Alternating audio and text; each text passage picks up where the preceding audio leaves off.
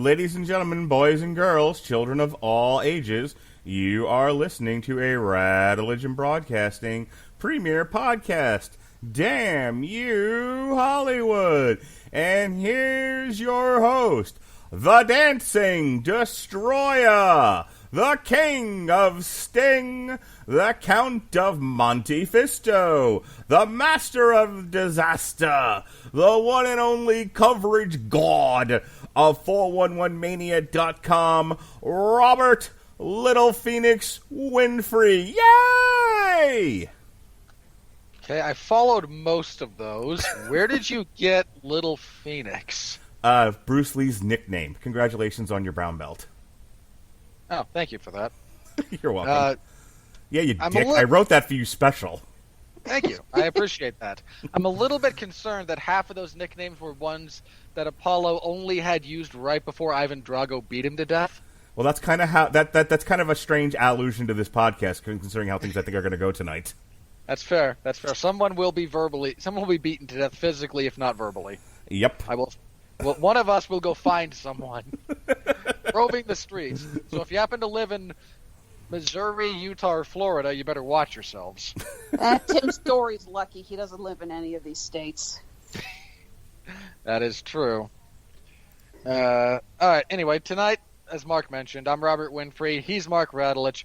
Here with us, we have the guardian of the cutest arsonist in the world, Alexis Hejna, who is currently getting a second rawhide bone for her puppy because the corgi decided to steal it from her.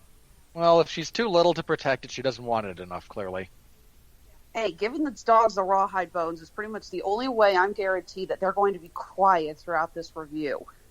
Look, I'm more than happy to just change the Look, Eddie became the world's cutest arsonist because he chimed in when we were talking about arson. His title changes depending on which area of expertise he chooses to express his profession. Yeah, well, Cleo doesn't really bark yet, but she does have a tendency to jump on my shoulders and pull my hair like it's a rope toy. Fair enough.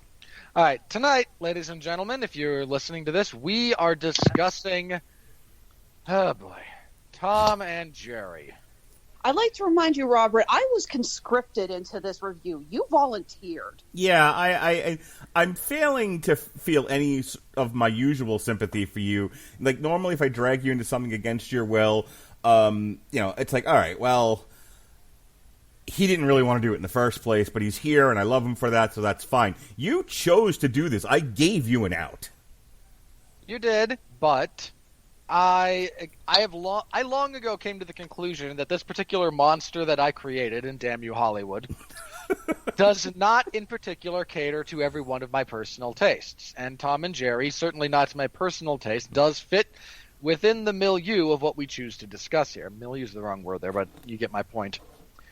It fits within what we normally discuss here. Consequently, I accept this as part of my duty to have gone through this. And initially, I wasn't going to be on this show, but then dates got changed around, so I don't think initially we were going to do this show because, like... Yeah, there was something else. Yeah, there was all kinds of stuff happening, and then COVID, and multiple date changes, and schizophrenia, and paranoia. And then HBO Max. Max. That was kind of the big thing when Warner Brothers said, fine, HBO Max gets it all, and we all went, oh, crap, the only thing coming out now that we can see is Tom and Jerry. We're all doomed. Wait for it. What a weird, like, amalgamation of films. The Little Things, Judas and the Black Messiah, Tom and fucking Jerry, Godzilla versus Kong, Mortal Kombat. Yeah, that's where we are right now. Mm-hmm. A weird amalgamation of films. So Tom and Jerry was just kind of the last film standing when it came to what we were going to do on this date, is kind of how that broke down. Yeah. It was going to be one thing, it was going to be a third thing, it was going to be a fourth thing, and then Mark said, Tom and Jerry, cartoons, they're doing great numbers for us. Yep. Let's talk Tom and Jerry. Hey, listen. Dropped and he messaged me saying, you're reviewing this, no questions. Mark does not ask questions in those when it comes to that. He just gives orders. Well, no, in my defense, and we're already starting in on this, there are certain things I will say. There are 3 columns of things we tackle. You're doing it. Do you want to do it? Does anyone care? Okay? This fell into the very first category of you're doing it. Not everything does. Because it absolutely would not pass muster for the other 2. Yeah, I'm pretty sure if I had tried to be democratic about it and was like, does anyone want to do Tom and Jerry? Honestly, I need you all to just keep a Crickets gif at the ready to put up whenever I ask those questions. That would make me happy. I've come to the conclusion that I can't give you silence about that. I have to say no. Yeah. If I'm going to say no. Because and to be clear, I am proud of the fact that I am this reliable. You just assume I'll do it anyway. Robin hasn't said anything. I'm sure he'll be fine. I think there's only one movie that you asked me to do, Mark, and I ended up saying, please, I really don't want to do it. And that was that Vin Diesel movie that came out, last year. Oh, Bloodshot. Bloodshot. What a terrible film. Yep. Yeah, everyone ran away from me on Bloodshot. I got Jesse to do it, and then COVID happened, and so Jesse and I spent most of that podcast talking about COVID. Because the movie itself is deserving of nothing but scorn. It's like it's the Pet Sematary review all over again. This movie was mediocre. Who wants to talk about better Stephen King films? Which we did for about 40 minutes of that review. All right, so who wants to talk about Tom and Jerry? Me? Yeah, no, you don't. But you don't want this to go off the rails. So, in the interest of keeping the show as close to the rails as we possibly can, Which Tom is and Jerry. In and of itself. Look, we all touched the third rail at some point. We all know it. All right, Tom and Jerry, 2021, brought to you. Who did this? Produced by the Warner Animation Group, the Story Company, and Turner Entertainment. Distributed by Warner Brothers. Directed by Tim Story. We hate you, Tim Story. Produced by people. Written by Kevin Costello, who has now also earned a permanent place on the crap list. And mostly starring Chloe Grace Moretz and Michael Pena, with also appearing Colin Jost, Rob Delaney, and I'm not even going to dignify that gentleman by acknowledging his existence. So... Oh, yeah, there's a cat and a mouse somewhere in there, right? Just, barely. Allegedly. I saw very little evidence of this. Anyway, we open with rapping pigeons, which should just tell you everything you need to know about how fast you need to run screaming away from this movie. We find our titular creatures, Tom and Jerry, having arrived in Manhattan. Because heaven forbid a live-action animated movie should take place anywhere else. It's Manhattan or it's Los Angeles. That's it. Sometimes Chicago. What took place in Chicago? Chicago. I said live-action animated films. That doesn't count. I'm just saying movies sometimes take place in Chicago when they can't get New York or Los Angeles. Keep going or we're going to be here all night and my ass hurts. Well, I'm sorry you got harpooned. Me too. On the plus side, you have not yet turned into some kind of summer sausage. Nope.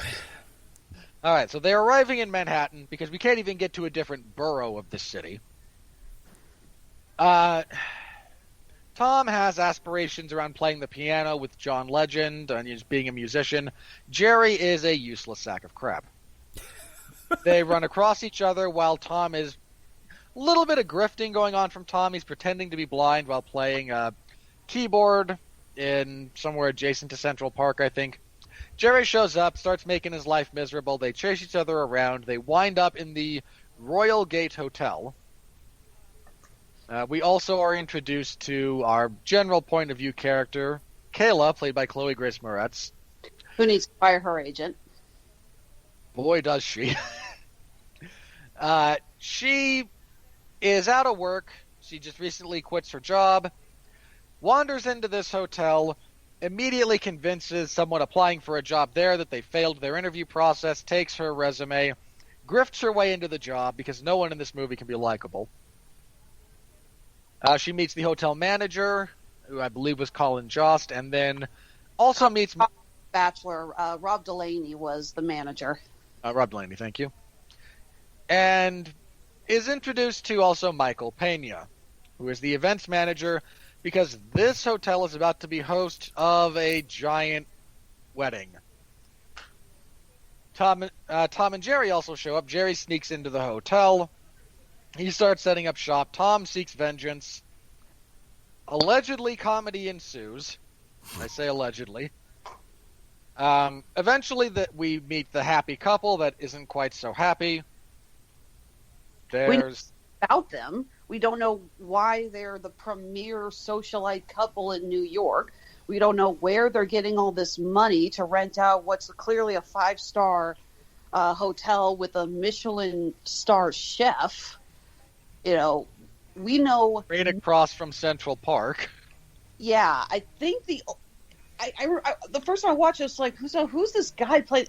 Seriously, that's the dude that's nailing Scarlett Johansson? Maybe he's got a nice personality. Or a huge penis. Yeah, but he can only have one of those. Yeah, I'm going to guess he's a tall dude. I'm guessing it's the latter. He's a regular on Saturday Night Live. How the hell were they able to just wring out any sense of likability or comedy out of this guy?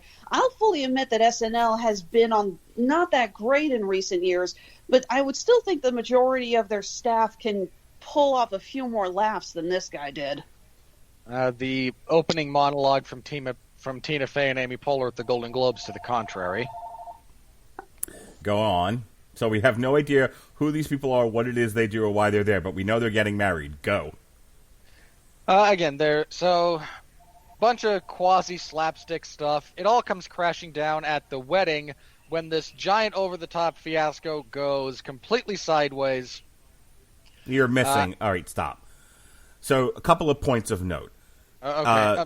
The mouse showed up in the kitchen. Jerry showed up in the kitchen, and they went, we can't have people finding out that there's a mouse in this hotel. So so your first job, Chloe Moretz, is to catch this mouse. At which point she runs into Tom, and she says, you're a cat. You should be good at catching mice. We're going to hire you into the hotel to catch Jerry. And then hijinks ensue. The other problem going on is that she loses her ring. Yeah, Jerry steals a ring out of the bride's purse, so that became one of the many subplots of this thing. But also, the couple, you have the man who wants to do this big wedding to impress the woman, and the woman just wants something modest, and they're not communicating with each other, and this becomes an issue at the wedding. Alongside of this, you have Michael Pena's character, who's pissed they hired Chloe Moretz in the first place, and does everything he can to undermine her, to the point where he ends up getting fired. At which point, somewhere along the way, Tom and Jerry ended up in the Pound, and he went to the Pound and turned them on each other. They had had a day together where they were bonding. Chloe Moretz had sent them out and said, hey, you can't be in the hotel if you can't get along, so go find friendship. And so they did, which eventually ends with them in the Pound, like I said. Michael Pena then shows up, talks to them separately, and says, hey, the other one says you're a bag of shit. And they go, rrr, at which point he turns them both loose on the wedding. Go ahead, Robert. And I'd like to add that apparently that whole scene was guest directed by someone else, since we suddenly have 3D text behind the character, something that hasn't happened before. And just all of a sudden the movie decides it wants to be Suicide Squad. Yeah. Anyway, the wedding goes poorly. There's elephants who don't like mice, allegedly. This is not true. It's a myth perpetuated by cartoons. The bride and groom start yelling at each other. They wind up breaking up. Giant cartoon shenanigans. The place gets wrecked. Kayla reveals that she is in fact a giant fraud. She gets fired. Michael Pena gets rehired. They all leave in disgrace. Run into each other 20-some-odd minutes later. Reconcile, stage a chase, get the bride and groom back together, remind them that they love each other. They kiss. Happily ever after for them. Tom and Jerry, their friendship is short-lived because Jerry is a bag of crap. They go back to antagonizing each other. Roll credits, post-credit scene. Ben discovers, I got charged twice for the same wedding. Oh, the comedy. Yeah, it's like, dude, again, it's like you booked a hotel at what is apparently like the ritziest hotel in New York. You ordered freaking elephants for them to ride in on. And then, yeah, speaking as a former wedding photographer who had to watch couples do backflips just to get permits to shoot a wedding near Nelson Atkins Museum of Art, getting a permit to have a wedding in Central Park last minute, holy crap. I don't even want to think about how expensive that is. All right, so let me do my good, bad, and ugly here, and then you guys can just scream and yell that the poor children's movie offended you so. So here's what's good about it.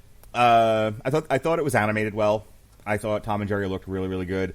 I enjoyed the fact that they went out of their way to, one, where Tom and Jerry were concerned, and the ancillary characters like Toots and Spike and the Alley Cats and whatnot, they all got bits to do. They all were in the movie. They all had an opportunity. They all had a shot. So I think that, and then along the way, there's a lot of gags in the movie that come right out of the cartoon. I think Alexis had already prepared like a list of what specifically those were, so I don't want to steal her thunder. But just know they were there, and as a longtime aficionado of Tom and Jerry cartoons, I appreciated the fact that whatever else you're going to say about this movie and about its craft, there was time and effort and interest put into making this look as much like a Tom and Jerry cartoon as possible with a live-action movie around it. And it's important to point that out because I know a lot of people are criticizing the movie for having too much time in interacting with the human characters. Like, there's not enough Tom and Jerry, there's too much Chloe Moretz, and here's the thing. Either you're going to do a 90-minute feature, and this isn't even 90 minutes, this is 101 minutes, which is one of the things is a problem, but I'll get there in a second. If you're going to do a 90-plus minute feature, they tried it once, all animated, and focusing on just Tom and Jerry. It didn't really work, other than the fact that, both characters talked, which nobody liked. And so they were trying something different here. It's a thing where you have them there, but stuff is happening around them, and you have to write that stuff. And those characters need to be somewhat developed. Those plot lines need to be somewhat developed. You can't just spend 90 minutes of the cat chasing the mouse. That slapstick works in a 3 to 5 minute short. It's never going to work in a 90-minute movie, so you have to have something else. They tried something else. It's not going to work for everybody. It's too long, but what they tried, I think, somewhat works. My major issue, other than the length of this thing, was because, like I said, all the Tom and Jerry stuff worked fine if you like Tom and Jerry and like that slapstick. My dad actually made a point of saying to me, he's never going to watch this movie, and I went, "What offends you about Tom and Jerry, sir?" And he was like, "I don't like slapstick anymore." I'm like, "Okie dokie then."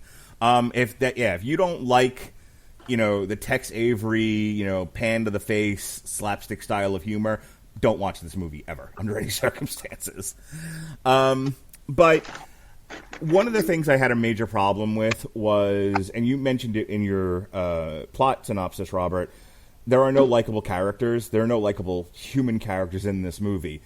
Chloe Moretz has this weird, it's not an arc so much as it is an upside down Nike swoosh, where she's a kind of a shit person, and then at the very end she's like, I probably shouldn't be a shit person anymore, and then the movie resolves itself and it's over. Which, again, change some of the pacing, change some of the structure, cut about 20 minutes of it, and that might work for me a little bit better. But instead, you get this long view of her being shitty and shitty and shitty and shitty and shitty, and then she gets caught, it all falls apart, and she's like, you're right, I shouldn't be shitty anymore. Not great. Michael Pena as the villain, you've already got kind of a villain character with Chloe Moretz, but she's your protagonist, so I guess you have to have an antagonist too, outside of the cartoon characters, and Michael Pena was kind of the usual caricature, stereotype, over-the-top, one-note, one-dimension, flat antagonist that he consistently plays in other movies. And either the stupidity of him makes you laugh, or it doesn't. If it doesn't make you laugh, it's a chore to get through with him. if it made you laugh, then great. You know, it's fine. He's not a well-written character, and having him and Chloe Moretz in a feud where both of them are shitty was not fun to watch. The bride character, Prita, she's actually my daughter's favorite character, and I actually liked her, and she actually has one of the only human moments in the movie where she's talking about, she's sitting there talking to Chloe Moretz about how, like, I don't know how I'm supposed to marry this guy when he won't listen to me. Like I said, the movie really tries to integrate some other stuff into the movie for the audience to be interested in, and I liked what she was saying. I liked her character. She's not a shitty person, and to that extent, neither was what's the actor's name? Rob Delaney? Yeah, Rob Delaney. No, Colin Jost. Yeah, and neither was Colin Jost. I mean, Colin Jost was kind of playing a big personality and was, and he was like, I just want to impress this woman. And, he's very excited, and it was fun to see somebody be excited about their own wedding and want to do big things and just sort of lose track of things and it get out of hand. But neither one of them were bad people. And so they kind of saved the movie for me. You guys complained a lot about the music. Considering I watched it with kids, who enjoyed the music, and I kind of knew what it was there for. On the one hand, this movie will be dated in about 20 minutes. On the other hand, for the 20 minutes people are watching the movie, it is a window into the present culture, which some movies are. It's not great. It's not really what we should shoot for, but, when you're going for mass market, general audience, half cartoon movie, I'm okay with the general concession of, hey, let's make things that are appealing to people now. I don't see the point in making a movie that's going to be, discussed as high art, as we are about to do on this podcast. So, and that's kind of where I landed with it. If you're not thinking too deeply about it, it's not a well-written movie, but it's entertaining. If you start to pick it apart, it doesn't survive the scrutiny under its own weight. But most people who watch it aren't going to do that. So, Alexis, I'll turn it over to you. Okay. I am a huge fan of classic Tom and Jerry. I have the complete box sets of the Hanna-Barbera series, and I have the complete set of the Chuck Jones series. Always been a huge fan of them. They are timeless. There are a couple of classic animated pairs, or they are an animated pair that you could stick into any time, any situation, and you will find comedic gold with it. But only in short form. Right. You brought up the 90s film and said that they tried to do that, like have the focus be more on them. The focus wasn't on them in the 90s film. It was about that little orphan girl and her evil aunt who was trying to get her fortune. And I just watched it. It was more on them than it was in this film. I didn't say it was entirely on them. Yeah, and maybe a plague of wasps is better than a plague of flies. What's your point? My point is, yes, they created a point of view character for that too, to have them do something other than chase each other around. But there was more focus on Tom and Jerry in the 90s film, and it works even less well than this one does. I have to say that when I sat down to see this, so many people had said, yeah, the live action stuff is terrible, but when it's on Tom and Jerry, it's classic Tom and Jerry, and you'll enjoy it. No. The director has no clue how to properly do a Tom and Jerry short. We have a scene where the two of them are in a spare hotel room. I'm guessing it's where Kayla is staying at the hotel. And they're classic, back and forth slapstick trying to kill each other. But the director focuses so tightly on them as they move around the room, you can't get a gauge of what's really happening. Classic Tom and Jerry shorts knew to keep the frame not super wide, but wide enough that you can have a much better idea of where they were in proximity to the damage. There's a scene where Tom sets up a Rube Goldberg device, and the director thought it was a good idea to follow the Rube Goldberg in close-up of every motion. You don't do that with a Rube Goldberg device. why would anybody want to watch something like that? I was just sitting going, who thought that was a good idea? Why would you try something like that? For an example of how you should frame that shot, watch Pee-wee's Big Adventure. Yes, perfect. And yeah, like I said, many of the gags used in this were taken from previous Tom and Jerry shorts.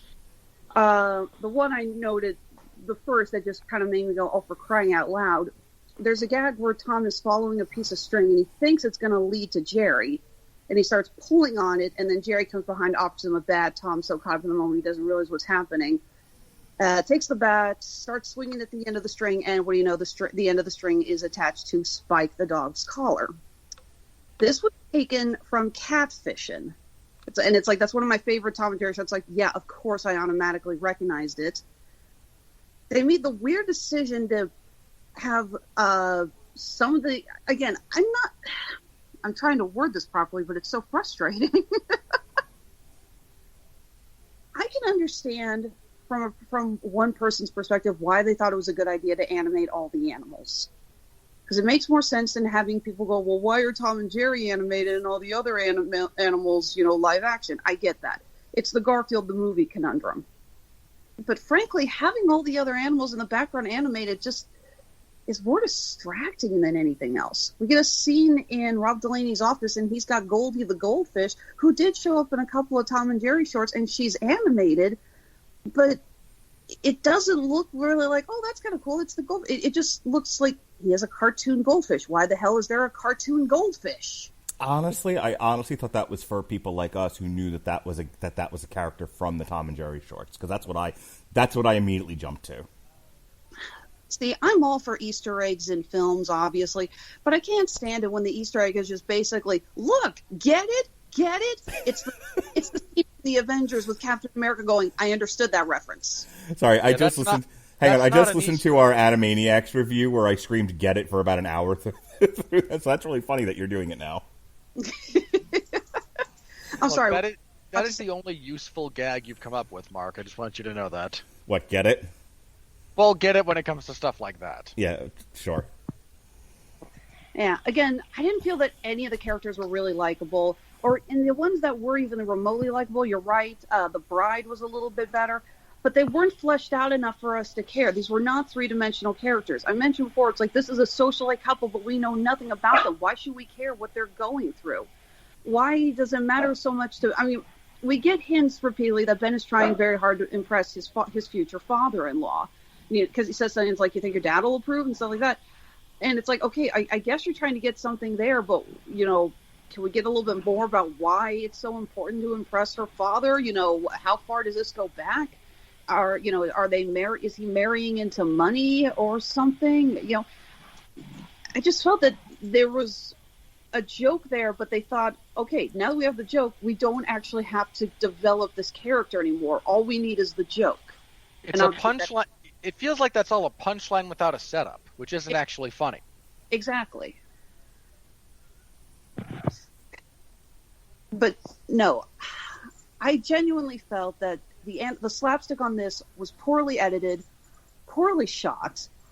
Tim Story, I swear, has never watched a Tom and Jerry cartoon in his life, because the stuff that he threw in there just didn't make any sense, and it really didn't feel relatable to die-hard fans. We have a scene where Tom and Spike are getting into a fight, and of course it's creating like that big, tornado smoke cloud thing that you see when cartoon characters fight. But then you look inside it, and you can see Jerry just kind of floating along like, hey, what's going on? It's like, why is that a thing? What the hell? I'd also like to add, I am creating a new trope. You both are familiar with the term Chekhov's gun, right? Yes. All right. I am now coining Chekhov's destruction. Chekhov's gun is obviously when something is mentioned previously, it is obviously going to come back into play later on. Chekhov's destruction is they mention something and you start timing on your watch how long before it is destroyed. Because when giving Kayla the tour of the hotel, Michael Pena makes sure to stop and show her the glass atrium in the lobby. To which I folded my hand and said, okay, so should we start counting how long until that thing is destroyed? Start the clock. Yeah, start the clock. Hang on, I want to interject something here, just because, in fairness to Tim's story, because you said this, and I'm going to paraphrase what you said, because I think what you're getting at is this feels like he hadn't seen a Tom and Jerry cartoon with the way he's directing it, or if he has seen it, he doesn't quite know how to bring Tom and Jerry to life. But and that's valid, but in fairness to him, and I'm going to read right from the wiki here, in October 2018, it was announced that Tim Story would direct a live-action animated Tom and Jerry for Warner Brothers, which would begin filming in 2019. It was reported that Story was in discussions with Warner Brothers executives about what he was interested in directing, even before the new Shaft film. When the Tom and Jerry film was brought up, Story immediately mentioned his admiration for the characters and how he'd love tackling that property. And somewhere else in the wiki, they talked about how whoever worked on this, including Tim Story, watched a bunch of these in preparation for writing the story. I'm sure J.J. Abrams watched Star Wars a time or two. That doesn't mean he knows how to properly bring it to life in screen I form. did say that. I said, like, the line of it didn't look like he had ever seen one before. He just might not be competent enough to make the jump from having seen it to doing it. Again, he may be a fan, but so many of the shots of the slapstick are filmed so poorly. They don't give any sense of classic Tom and Jerry by any of the directors. Hell, I'm even a minor fan of the brief episodes that were directed by, I never remember how to pronounce his last name, Gene Deitch. These were the very low-budget episodes that were animated behind the Iron Curtain in Czechoslovakia between Hanna-Barbera and Chuck Jones's takeover. They are known for having very warped styles, low budget, very wonky sound effects, and just kind of being... Are those the ones where at the beginning of it, it's kind of a yellow background, and you see the Tom and Jerry logo, and Tom and Jerry is like swishing his whiskers? No, that's Chuck Jones, the one where Tom takes the place of the MGM lion and starts meowing. Maybe. I just know that he twitches at the end of it. And there were the Fred Quimby ones that I always loved those, the way they animated Tom and Jerry. I love their look in the Fred Quimby ones. The later ones, I think, with Chuck Jones, which is the one you're talking about, where he has a less rounded face. It's sharper. I fucking hate those. And those it's funny you mentioned they were animated in the Eastern Bloc. They look like they were animated in the Eastern Bloc. Okay. I mean, look, the gag there was done best in The Simpsons, right? Because Krusty the... Guys, sorry, you're misunderstanding what I'm saying. The Chuck Jones ones were not animated in the Eastern Bloc. Those were animated here in the States. There was, I want to say 12 or 13 episodes that were completely different, animated, yes, behind the Iron Curtain. I guess I'm going to have to send you guys a couple of links here. Yep. Well, finish your point there. I'm gonna look and see if I can find the art that I'm talking about. No, my thing on that is just there was the gag from The Simpsons when Itchy and Scratchy left Krusty's show. So he brought them cat and mouse from the Soviet Union, and there's just experimental, this is where the famous line is. He shows this cartoon. We cut back to Krusty. He's just staring at the screen. He goes, "What the hell was that?" I vaguely remember that, and that's funny.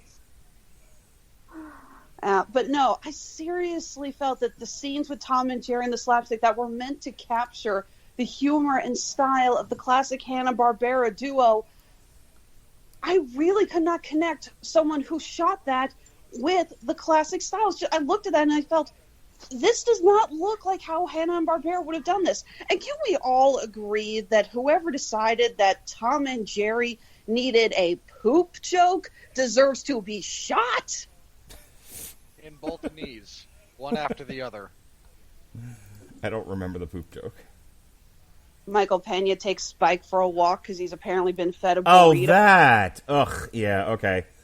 Yeah, that was unnecessary. Yeah, because that's what Hanna-Barbera was always missing. Shit jokes. I mean, they had a bunch of crappy jokes, but they weren't crap jokes. Ba-dum-bum. See? Like that. I could have written for them back in the 70s. Anything else you wanted to get into before we turn it over to Rob and move this along? I think I've said enough for now. Rob, the soapbox is yours. Thank you, madam. All right. Mark tried to be positive. I think I tried to be fair. Okay, that's true. You tried to be fair, and in being fair, you deliberately tried to I think you deliberately accentuated the positive with the knowledge about who else is on this show. and I don't mean that as any sort of negative or unkind thing. You know, we all believe in fairness here when it comes to how we review these things. The lack of fairness is one of our gripes with critics constantly. So Mark tried to be fair and spoke of his experience and the experience of his children that won't remember this, but that Mark will probably remember in slightly glowing terms for some time. You have a fan who was disappointed by everything about this. Now you have me. I hated everything about this movie. So much flames on the side of his face. I think that I said the first thing I said on Facebook after watching this was, if you've ever watched a movie that you know is going to be dated horribly in about 72 hours, that's Tom and Jerry. Yeah. Both of you. I commented underneath, "Oh, good, we're actually going to agree on a movie." Yeah, this movie. I'm still not sure why it made me so angry. I genuinely don't know. I was never the biggest Tom and Jerry fan. That's why you've been so pissy the last couple of days? This pissed you off that badly? I haven't been that pissy the last couple of days. Go on, but I can't believe this made you angry. Tell me about that. I don't know why. I don't know why it did. Like, that's my thing. I'm not a fan going, "How dare you do this to my childhood?" I'm not. I wasn't excited. I had no expectations for this. Thank you, Eddie. I know you agree with me.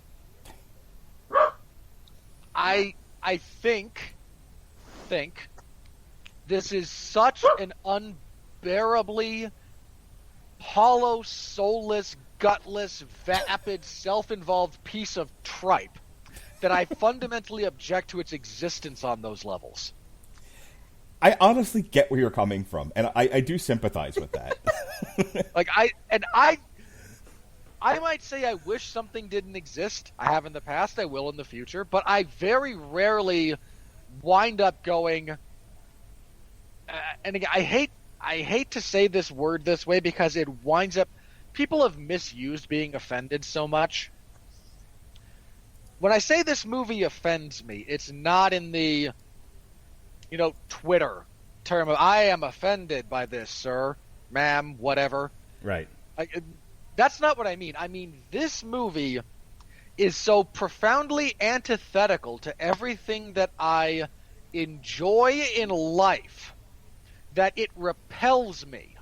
That's what I mean by offended. Not my hackles are up and you... No.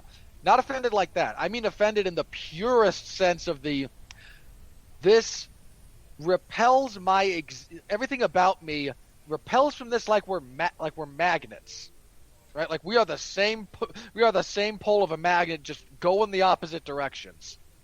I think that's what did this in for me about this movie. Let me ask you something, Robert. This film has been in production hell for 12 freaking years. That's how long they've been trying to get it off the ground. There was talk for a while that this was going to be a completely 100% animated film. In fact, it originally started off like that. Do you think this movie would have had a saving grace if it was 100% animated? Yes.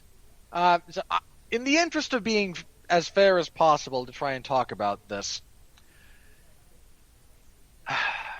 I can't. Let me say this about Chloe Grace Moretz.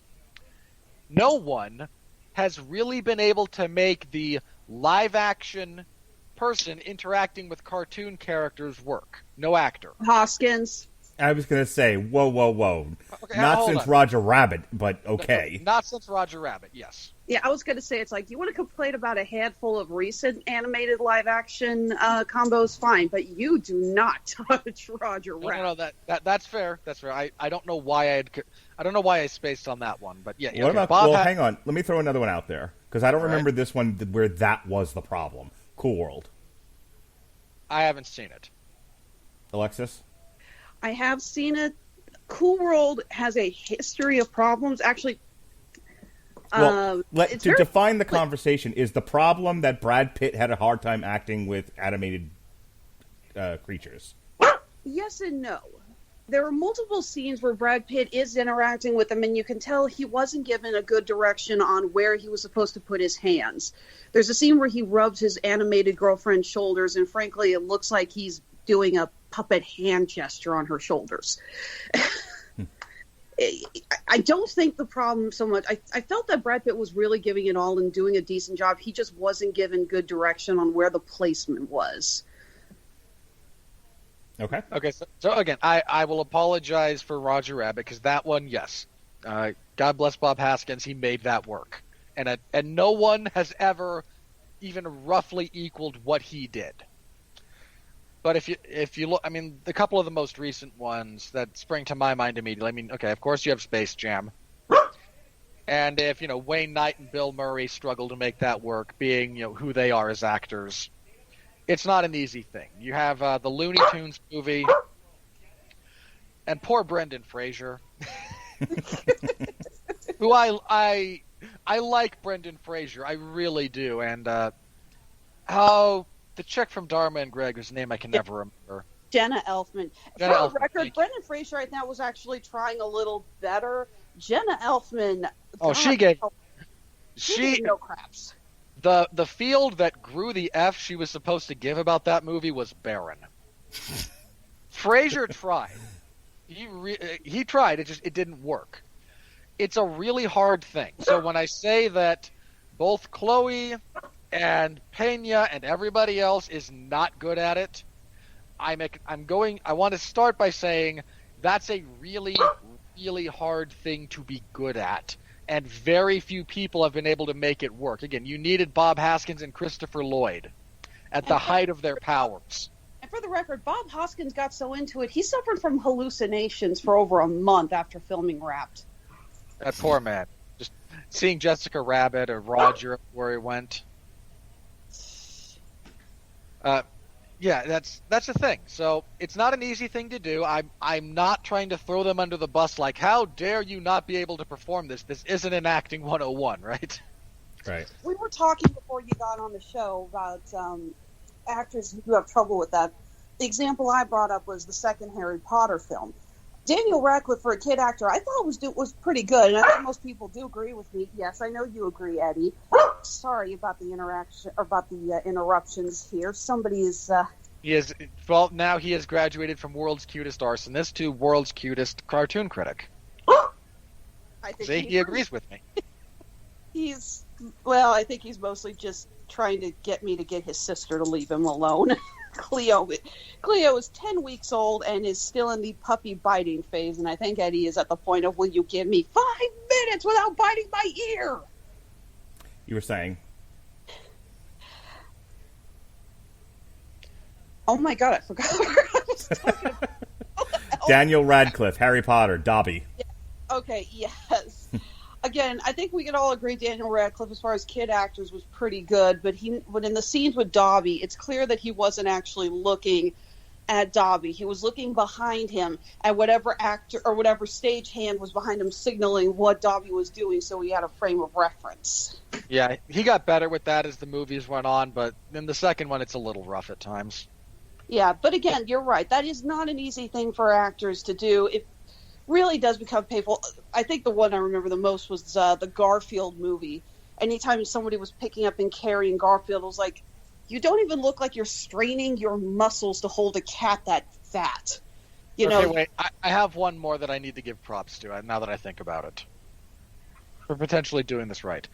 Matthew Lillard in the Scooby-Doo movie. Abominable movie. Terrible.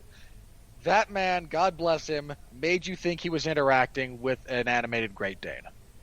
You know what? I will go ahead and agree with you, especially on the grounds that Matthew Lillard nailed that so well. He got to do the voice of Shaggy for several animated specials and TV shows for a few years. He just was so perfect for that role. He made it work. However, I think we can agree Fred, Velma, and Daphne, not so much. Oh, the rest of them sucked. So your point being? Point being, when I say that they did about as good as pretty much anyone else has recently, it may be damning with faint praise, but it's sort of a positive. This movie is horribly long. There is not enough story here. There is not enough visual stimulation here to draw this thing out to an hour, much less 90 minutes. There's a complete and utter lack of likable characters, which is a giant problem with the writing. I mean, who are you supposed to root for here? Jerry is a small sack of crap. He steals a woman's engagement ring. And I know that it's supposed to be implied that Jerry has stolen whatever he uses to furnish his little mouse apartments in the cartoons. But we never see him actually stealing stuff. So there's just a little bit of you can just sort of turn your blind eye to it and just say, oh, he just found that stuff. No, he actually steals a woman's engagement ring. You have Jerry, who's a bit of a grifter. Sorry, you have Tom, who's a bit of a grifter, as he's presented here. He's the closest thing to likable. You have Kayla, who just... Look, I know the line isn't supposed to hit the way it does in this respect, but when Michael Pena says, you're just one of those millennials who wants everything, including free shipping, he's not wrong, considering she just grifted her way into a job she is utterly unqualified for, completely screwing over someone who is qualified and wants it. And frankly, I don't think she comes across enough like a con artist grifter. I know! She doesn't! Like, she's supposed to have the confidence. She's been doing this for a while. Chloe Grace Moretz, again, is a good actress, and frankly, she plays this film too nice. I think it would have been a lot better if we'd seen her a little bit more rough tumble, a little more antagonistic before she got in, and then she could start acting nice. Grifters who make a life out of con jobs and whatnot do not go, oh my gosh! Yeah, there's that. I agree with you completely about the setup, about the camera direction for the animation, for the action sequences. They are either unreadable, too far out of frame, or it just doesn't track. You're supposed to be engaged with this and laughing at the slapstick, and none of it actually tracks together that way. It's bizarre. I mean, the closest I got to laughing at this was actually when Tom finally does cross the street to Jerry's window, and then Jerry just shuts the window on his hands. But that was in the trailer. Yeah, like, if that's the closest you get me a scene from the trailer, we got problems, people. I agree. The segment with him trying to cross the street, with the exception of the flying up to the moon, and it's like, get it? Warner Brothers owns Batman! Excuse me, Mark. Get it? Get it? Get it? Mm. And you know Batman has a history with cats. Dude, that's low even for you. Yep. Nothing is too low for me. I am the Underminer. I might be beneath you, but nothing is beneath me. Are you done yet? We've got our folks. I want to say I had something else. The entire final action sequence is terrible. The car chase? Yeah. Especially because I'm struggling to think of I know this has been done in movies before. Hey, let's build a set piece around technology and hope that this doesn't date everything we're doing here. But motorized skateboards and drones. Oh, just 2020 all over, isn't it? Can I, in defense of an instantly dated movie,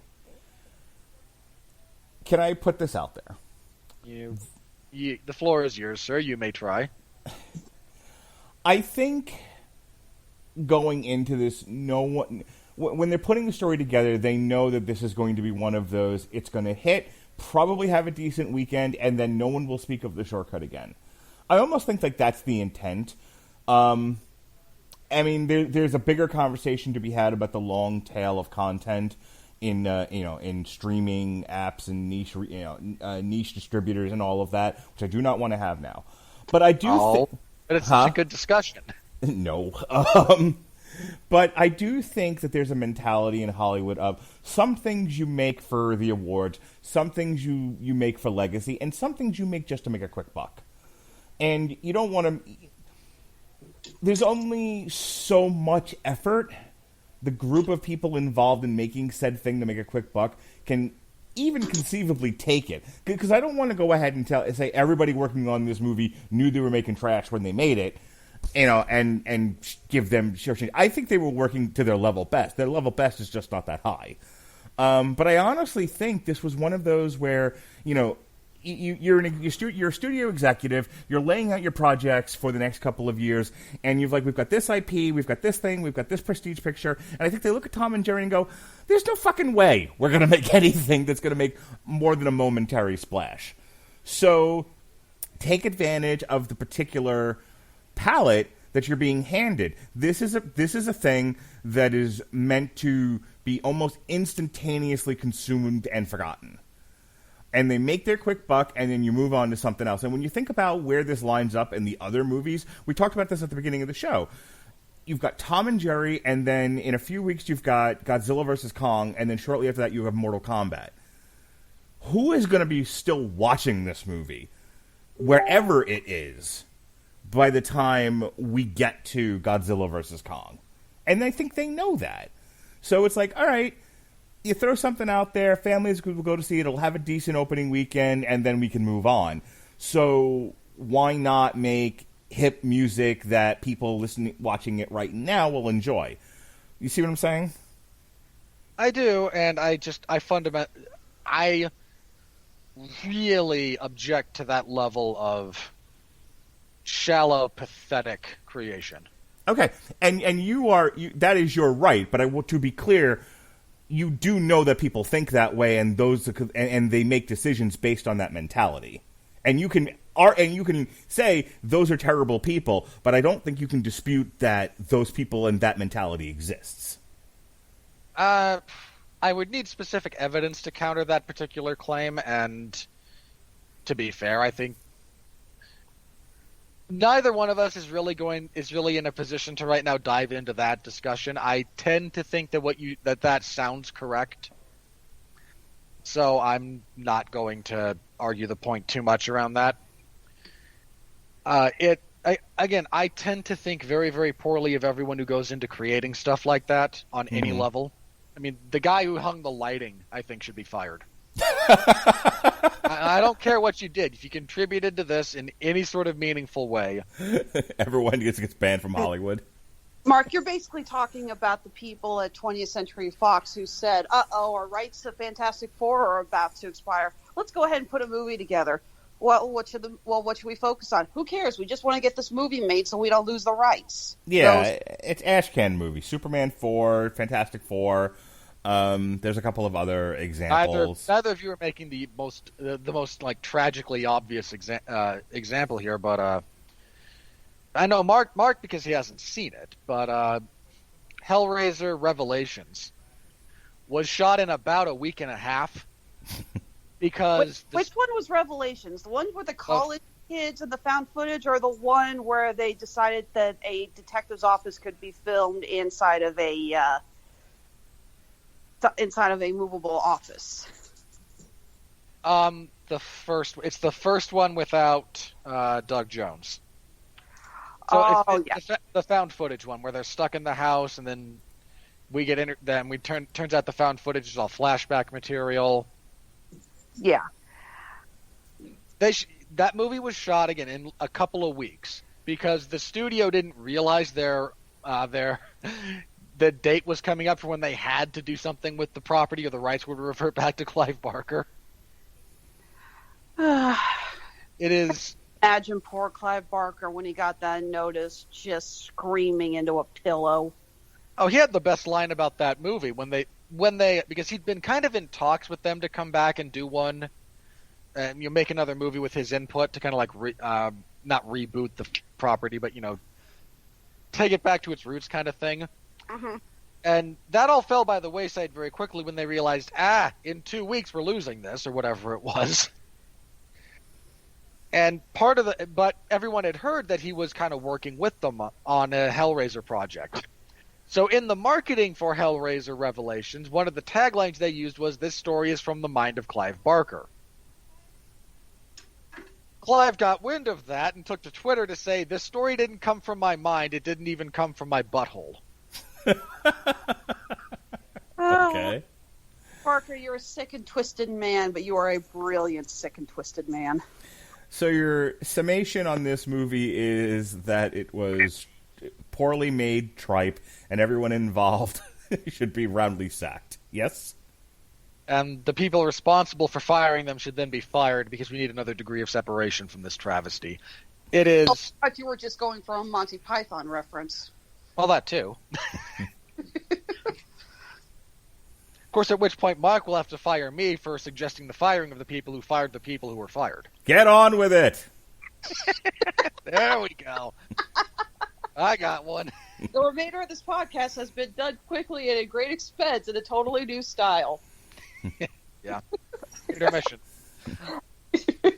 All right. It's... I can't say a single good thing about this. Very small children might be entertained by it. That's about all I've got. I thought my kids, who are about to be 7 and already 10, and I always put up like their little comments about the movies because they amuse me. But I thought this one, when my son turned to me and he was like, half of this didn't make any sense and walked away, I was like, wow, when you've lost the 7-year-old. Yeah. You need to have a discussion with your daughter at some point about romance, Mark. We were talking about this before you showed up, Robert. Have you ever kissed your wife in front of your kids? Oh, all the time. Because the thing you put up about Lily was she didn't like the scene where Tom was smitten with another cat. Right. She's not into anything romantic at all. She's just not. And that's her right as a 10-year-old girl. Are we done? Can we move on to the news? Look, my final word on this film, as far as I'm concerned, I can see families thinking this would be good. I can see little kids wanting to see this. Frankly, if you have children and they actually do have even a slight little interest in seeing this movie, do yourself a favor and instead, A, show them Who Framed Roger Rabbit, because I think we can all agree that's a much better movie, and B, show them the classic Tom and Jerry shorts.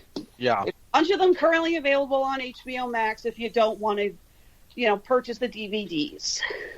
All right. Or to YouTubery. Yeah, this is an utterly irredeemable pile of hollowed out nonsense with no redeeming qualities. All right. And with that, here's the news. And now I'm up at News Flash.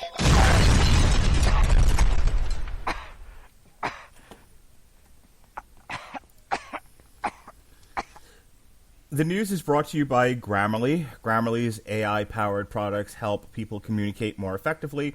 Grammarly helps you write mistake-free on Gmail, Facebook, Twitter, LinkedIn, and nearly anywhere else you write on the web. Grammarly corrects hundreds of grammar, punctuation, and spelling mistakes while also catching contextual errors, improving your vocabulary, and suggesting style improvements. So if you are interested, you listeners of Damn You Hollywood and all the great podcasts here on the Radulich and Broadcasting Network, brought to you by the W2M Network, Grammarly is offering a free download of the Grammarly software. So go to getgrammarly.com/W2M Network. That's GETGRAMMARLY.com/W2M Network, NETWORK, and check out a free 30 days of Grammarly. What have you got to lose? It's amazing software. We all spend so much time writing on the web. Why not have this ace in the hole, this tool to help you write more effectively on the web, everywhere you go, all the time? All right. For the record, everyone, the 2 in W2M is the number 2. Yes. Not number 2M. Yes. It occurs to me that we should probably be clear about that. Yeah, probably. Well, the links will also be in your WTOM. The links will also be included in the description of the podcast. So wherever podcast thing you're listening on, look at it. There's the link. All right. So on a budget of $79 million at the time of this recording, it has made $39.7 million as a split release in traditional theater and on HBO Max. The weekend, it was number 1 for the weekend, grossing over 2,475 theaters, about 14,110,000. knocking The Croods out of the first position.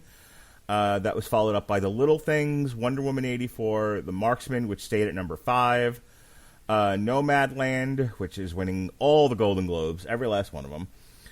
Judas and the Black Messiah at number 7. Monster Hunter fell from 6 to 8. Land 8 to 9. News of the World 9 to 10.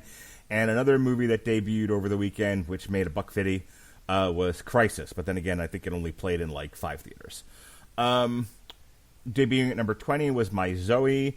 And apparently the best horror movie you can see right now, debuting at number 21 for the weekend, was The Vigil. And that was the weekend. The worldwide box office currently goes like this. Hi Mom at number 1 with $677 million, and that is all foreign receipts. Detective Chinatown at number 2, only $10 million behind Hi Mom. Again, all foreign receipts.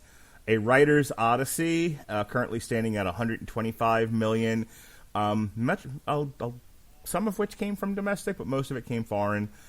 Number 4 is Boonie Bears, then Endgame, then Nas Reborn, and then Tom and Jerry, currently sitting at number 7 worldwide at $39 million. The Yin Yang Master at number 8, Big Red Envelope at number 9, and Master at number 10. And that is where we are at the worldwide box office. I have an article here from Variety. Ooh. Related to Tom and Jerry, which I want to talk about briefly. Box office. Tom and Jerry opens to surprisingly strong $13.7 million. We already talked about that, but here's the rub. Giving movie theaters hope. Warner Brothers animated family film Tom and Jerry debuted to $13.7 million at the domestic box office, one of the biggest opening weekend hauls of the coronavirus era, and they signal that moviegoing may be on the mend. In conjunction with this, I think Los Angeles is about to somewhat pull out of lockdown, and New York theaters parts of Orange County are looking at it, I think. Yeah, and New York City announced that as of March 5th, they will open theaters at 25% capacity. So fingers crossed, folks. We're in an upswing. In other news, Andrew Cuomo is desperately trying to distract people from the fact that his policies were directly responsible for thousands upon thousands of people dying needlessly, and he's very, very gross with women. To be sure, it'll take some time for ticket sales to reach pre-pandemic levels, but second to Wonder Woman 84, which launched in December with $16.7 million, Tom and Jerry had the most robust 3-day total since movie theaters reopened in the middle of last year. Nothing else that has been released in the past 10 months has been able to crack the 10 million mark. The Croods, New Age, $9.7 million, and Tenet, $9.35 million, were the only ones to come close to the benchmark. So, I think the next, and we don't have to talk about this for too long, but I think the next big test of the theaters is going to be Godzilla vs. Kong. If Godzilla vs. Kong blows Tom and Jerry out of the water, I think at that point we're going to stop seeing the massive, movie delays and everything, and things will remain on schedule. Right now, it's such a weird time, and that's actually, it's a good transition to the next story, because on the one hand, we're seeing things open. We're seeing most movies keep their dates. Metal Injection put out, there were 2 articles that I reposted from Metal Injection today, one of which was, it's looking like, I think the CEO of Live Nation basically said by the summer we should have full concerts again. At which point Texas says, I'll see that, and raise you, fuck it, everything's open. Yeah, apparently Texas is just deciding the pandemic is over and is lifting all the restrictions everywhere. So, Texas. This is why I'm grateful the Greater Austin Comic-Con announced yesterday that they are postponing till 2022. Which brings us to our next story. Go ahead, Robert. I'm not opposed to rational reopenings. Sure. Here's the real problem that we're going to be running into, is based on some of the science that, to be clear, about the following. I'm kind of a polemicist about this stuff. I only have so much time and energy in a day. I am not a scientist. I collect what other people say. I try to parse it down and make some sense of it. There's a lot of speculation that, especially some of the COVID variants that are popping up lately, it might turn into more of a seasonal flu. And it's not The flu is also a COVID virus, so when I say a seasonal flu, that's kind of what I'm talking about here. I know it's not the flu. Please no one yell at me over this. I'm not making that I'm not one of those people going it's only marginally worse than the flu. No, it's not. It is significantly worse. But if it's seasonal, especially if it's summer seasonal, which again some indicators seem to be that might be the direction it trends, we could have just been doing this whole thing completely ass backwards. Which wouldn't shock me all that much at all. That said, you know what? Yeah, good luck to you, Texas. I genuinely wish you the best. I'm sure Florida will be right behind it because, as we all know, we have domesticated the COVID here in Florida. We ride it to work. We milk it for... You guys figured it out, man. You took that thing and you went, okay, COVID, you will be the dog. In 20 years, your domestication will continue unimpeded. That's right. You can't hear it, but I have a pet COVID in the house. It's not like Eddie and barking throughout the entire podcast, but my COVID's right here. Aren't you a good little COVID? Yes, you are. Yes, you are, Spot the COVID. I actually looked down and did that impression. I want you to know that. I really leaned into it. I'm sure your son came running over going, yes, Dad? Shut up. And then you all that creativity, and the only name you could come up for your COVID was Spot. I'm doing like an off-the-cuff bit here. Quit criticizing me.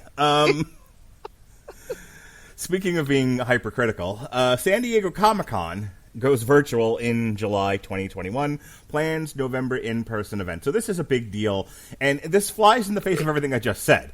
So on the one hand, movie theaters are opening. We're keeping dates. We're starting to look at summer concerts. We're getting to be where we can be in the same room with each other again. We can start to have crowds. And fuck it, San Diego says no thanks.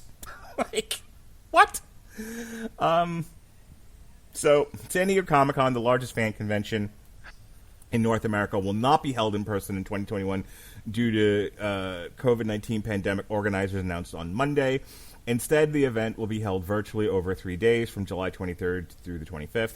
In addition, Comic-Con International, the organization behind SDCC, is planning an in-person convention in San Diego to be held in November 2021. What I want to talk about with Alexis specifically is how does she feel about Comic-Con probably being the biggest signaler of what's going to happen with conventions for the rest of the year? What are your thoughts? What do your elven eyes see? How do you feel? Talk to me about the convention scene right now and this particular announcement. Nice little Lord of the Rings touch there. No, on one hand, I want to go back to work so badly. I have spent the greater part of a year on my couch. I miss traveling. I miss going to the conventions. I miss seeing my fellow con vendors who are some of my best friends. I hate being cooped up in my house. I'm so grateful that, I've got Andre and I've got the puppies, but I miss my job so badly. But as any convention regular can tell you, the spread of germs is bad enough in your average convention. And I'm not just talking about the fact that you're dealing with a million nerds who don't know what a shower is unless somebody starts chucking Pikachu-shaped soaps into the freaking crowds. Gross. Con crud has been a thing forever. Yeah, but there's another thing we like to call con plague, which is when you return from a convention with a cold, the flu, any run-of-the-mill, disease. And that is because, again, you are in close proximity with a million people who, chances are pretty good, have not had an opportunity to wash their hands in between shaking everyone else's hands. And yes, there's been more than one occasion where I have come back from a very big convention. Everything's great. I wake up Monday morning and I can't move. And it's, and frankly, I look at that and I go, really think the chances are pretty good that after everyone dealing with conflict like that, people are going to be able to deal with an actual plague. I also note, and this, Mark, is something you and I have talked about before. One of the big things with conventions is the celebrity draw.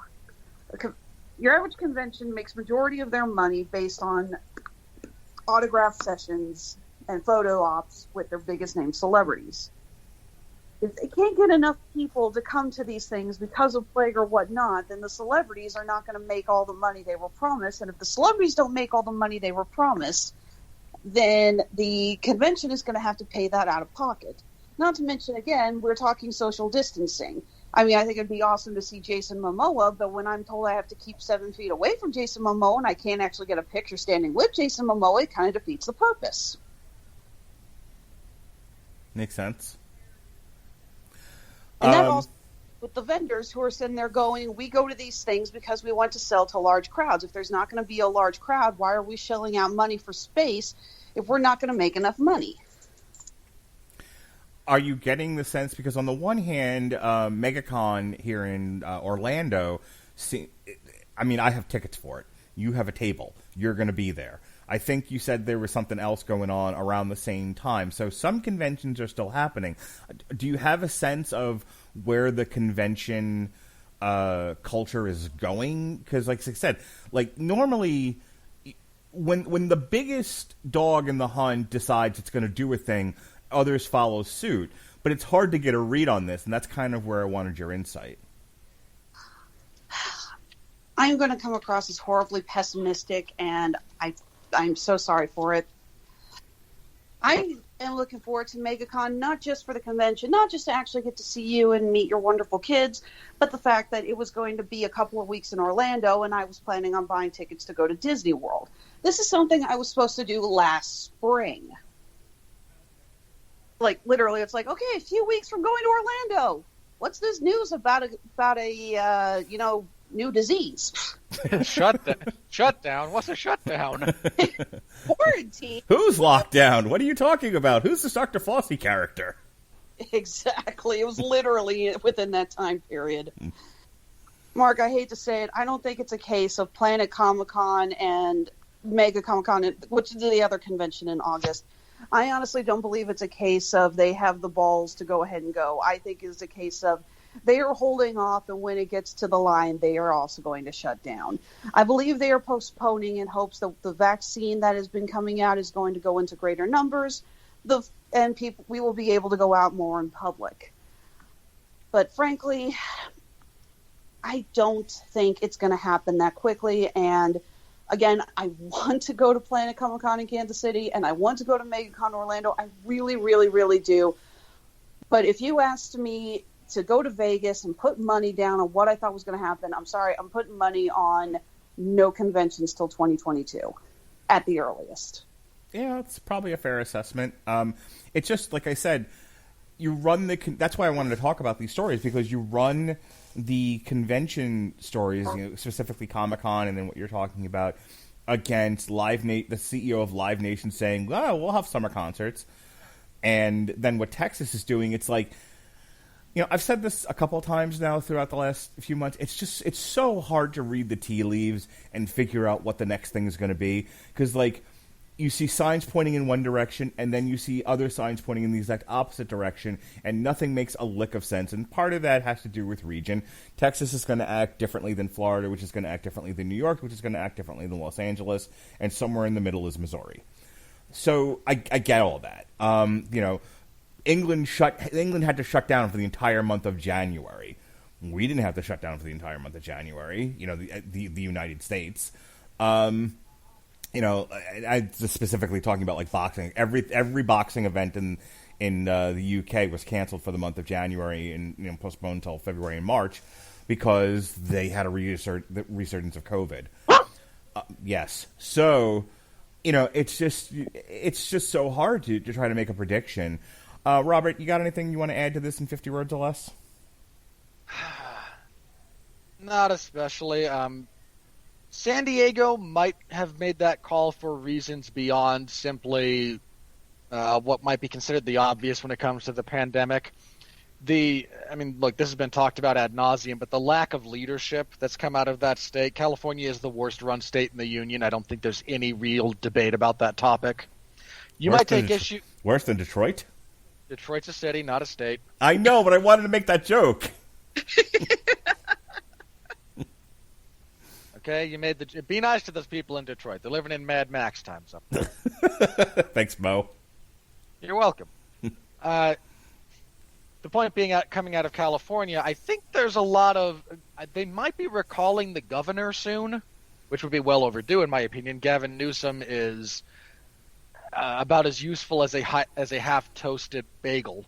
Yeah, but at this point, isn't this like an ongoing thing in California where they elect a guy, recall a guy, elect a guy, recall a guy, occasionally put in an Eastern weightlifter actor?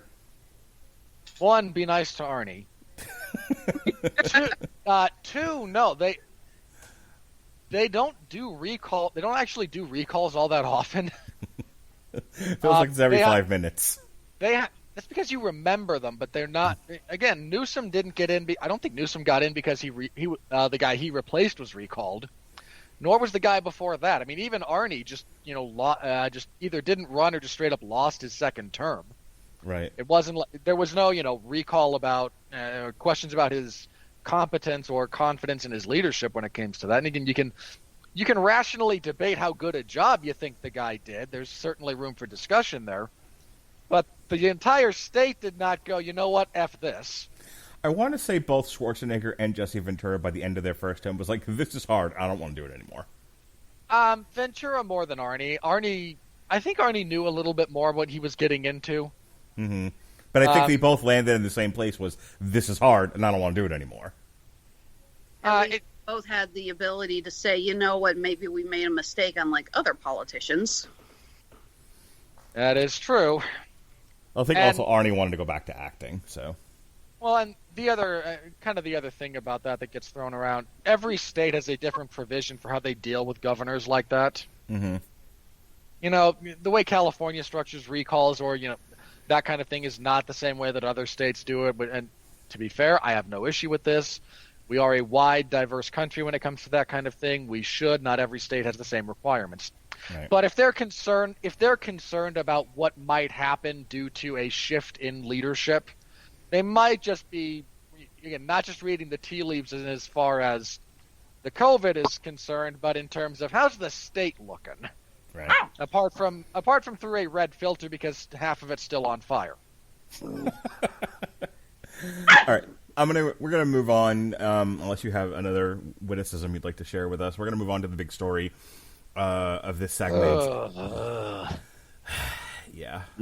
I'm almost not looking forward to this, but let me read the whole article before you start screaming. Okay. I will happily allow you to read as much of that as you choose to read before we get into it. Okay. This comes from CNN, but this has been all over the place. This is one of those things where, like, if there was where unless you were following wrestling or something, this was the big talk of the day on Twitter. 6 Dr. Seuss books won't be published anymore because they portray people in hurtful and wrong ways. That's hurtful and wrong is in quotes. And this comes from CNN, but this has been picked up by everyone from the AP to Reuters to random blog. So 6 Dr. Seuss books will no longer be published because, quote, they portray people in ways that are hurtful and wrong. The business that preserves the author's legacy said. So, to be clear, the company that publishes Dr. Seuss books came to this conclusion. They were not canceled by Disney. I want to make that clear because I think some people are getting the wrong impression here. The publishing company decided we're not doing this anymore. And those books are, And to think I saw it on Mulberry Street, If I Ran the Zoo, McElligot's Pool, on Beyond Zebra, Scrambled Egg Super, and The Cat's Quizzer. In a statement, Dr. Seuss Enterprises said it made the decision after consulting educators and reviewing its catalog. Ceasing sales of these books is only part of our commitment and our broader plan to ensure Dr. Seuss Enterprises' catalog represents and supports all communities and families, it said. The announcement was made Tuesday, the birthday of the famed children's book author. Seuss, born Theodore Seuss Geisel, is one of the best-known authors in the world. The man behind beloved classics like The Cat in the Hat, Green Eggs and Ham, and How the Grinch Stole Christmas, among others. Over 650 million copies of his books have been sold worldwide, the Washington Post reported in 2015. However, Dr. Seuss had a long history of publishing racist and anti-Semitic work, spanning back to the 1920s when he was a student at Dartmouth College. There, Dr. Seuss once drew black boxers as gorillas and perpetuated Jewish stereotypes by portraying Jewish characters as financially stingy, according to a study published in the journal Research on Diversity in Youth Literature.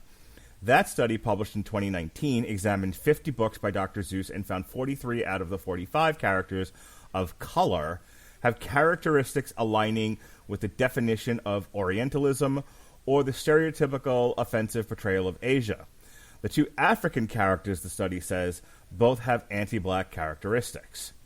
Two specific examples, according to the study, are found in the books The Cat's Quizzer, Are You Smarter Than the Cat in the Hat, and If I Ran the Zoo. In The Cat's Quizzer, the Japanese character is referred to as a Japanese, has a bright yellow face, and is standing on what appears to be Mount Fuji, the authors wrote. Regarding If I Ran the Zoo, the study points out examples of Orientalism and white supremacy. 3 and only 3 Asian characters who are not wearing canonical hats are carrying a white male on their heads in If I Ran the Zoo. The white male is not only on top of and being carried by these Asian characters, but he is also holding a gun, illustrating dominance. The text beneath the Asian character describes them as helpers who all wear their eyes at a slant, from countries no one can spell. Well, in defense, fucking Jim Cornette made that same joke only a few weeks ago. But I digress. The study the authors wrote... Very briefly, to this dickhead author, I defy you to spell Kyrgyzstan correctly the first time, jackass. Moving on. The study also argues that since the majority of human characters in Dr. Seuss books are white, his works, inadvertently or not, center whiteness and thus perpetuate white supremacy. And then there's the thing about the Virginia... I don't want to get into the Virginia story, but briefly, a school district in Virginia was like, we're not directing kids to Dr. Seuss during our, let's read a lot of books week. Who gives a shit? They didn't ban Dr. Seuss. They just said, if we can point the kids to something else, we're not pointing to Dr. Seuss. Can't wait for them to point to all the books written in the last 8 months that are approved by your government-sponsored censorship bodies. So I was talking to my wife about this. This is my only. I know you two have a lot to say, and I'm going to concede the floor. But I want to put this out there. This isn't new.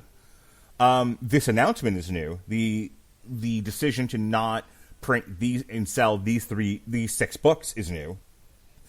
But the idea that Dr. Seuss is problematic has been kicked around by educators for years. If you do just an ancillary Google search, you will find blog posts and studies and articles going back to 2017, if not longer.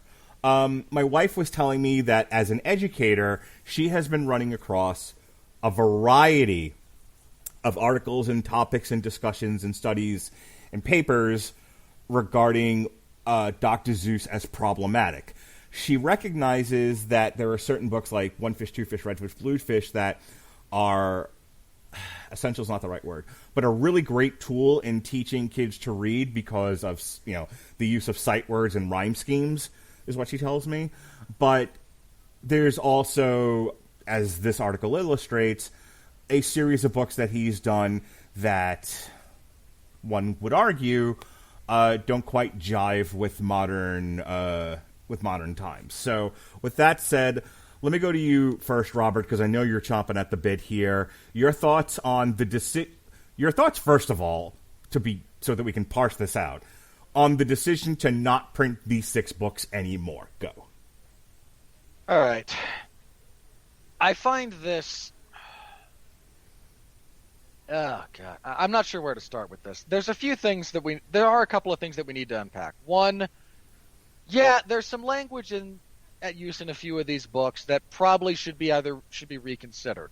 Seuss, during his own lifetime, correct me if I'm wrong, Alexis, because you and I are both big fans of the guy's work, he actually did revise a few of these. I think Mulberry Street in particular, during his lifetime, he went back and rewrote parts of it because of some of the language used. I think so. We might be getting that mixed up with another one. I know that I think the Mulberry Street one was actually one of my favorites growing up. I didn't have it individually. I had it as part of one of those Dr. Seuss compilement books, where they put together like 8 of his best stuff kind of a thing.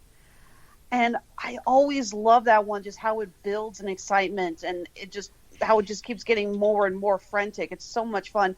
And yes, there is a line on there about the child seeing, what is it, a Chinese man who eats with sticks. Yep. And the illustration shows he's got the conical hat, he's got the braid, he's wearing the traditional Chinese clothes. Yeah. So I'm not saying that there isn't some merit to be had when it comes to discussing aspects of, again, the language in particular is what gets me more. The artwork I don't think necessarily has much of a leg to stand on. Oh wow, Dr. Seuss drew in exaggerated forms and caricature. I'm sorry. This is news to people? Wait till they go see his World War II stuff. I know! Like, the man was actively paid to engage in propaganda work. Now, I don't like propaganda pieces. I find them objectionable for any number of reasons. But I actually find propaganda artwork to be a fascinating thing to look at. So my personal stance on those in particular, if I have my ruthers, you preserve them in a museum dedicated to discussing those things, talk about what they are, and move on. The decision not to publish some of these, it's a really weird one. Again, the Mulberry Street one is so small. It's a single line, and yeah, the character in question is very stereotyped. For the record, he's not that big of a character. It's near the end. Yeah, it's like a Chinese man who eats with sticks, a magician who is doing tricks, a 10-foot beard who needs a comb, no time for more, I'm almost home. They're tiny little illustrations running alongside this huge parade that the child has imagined.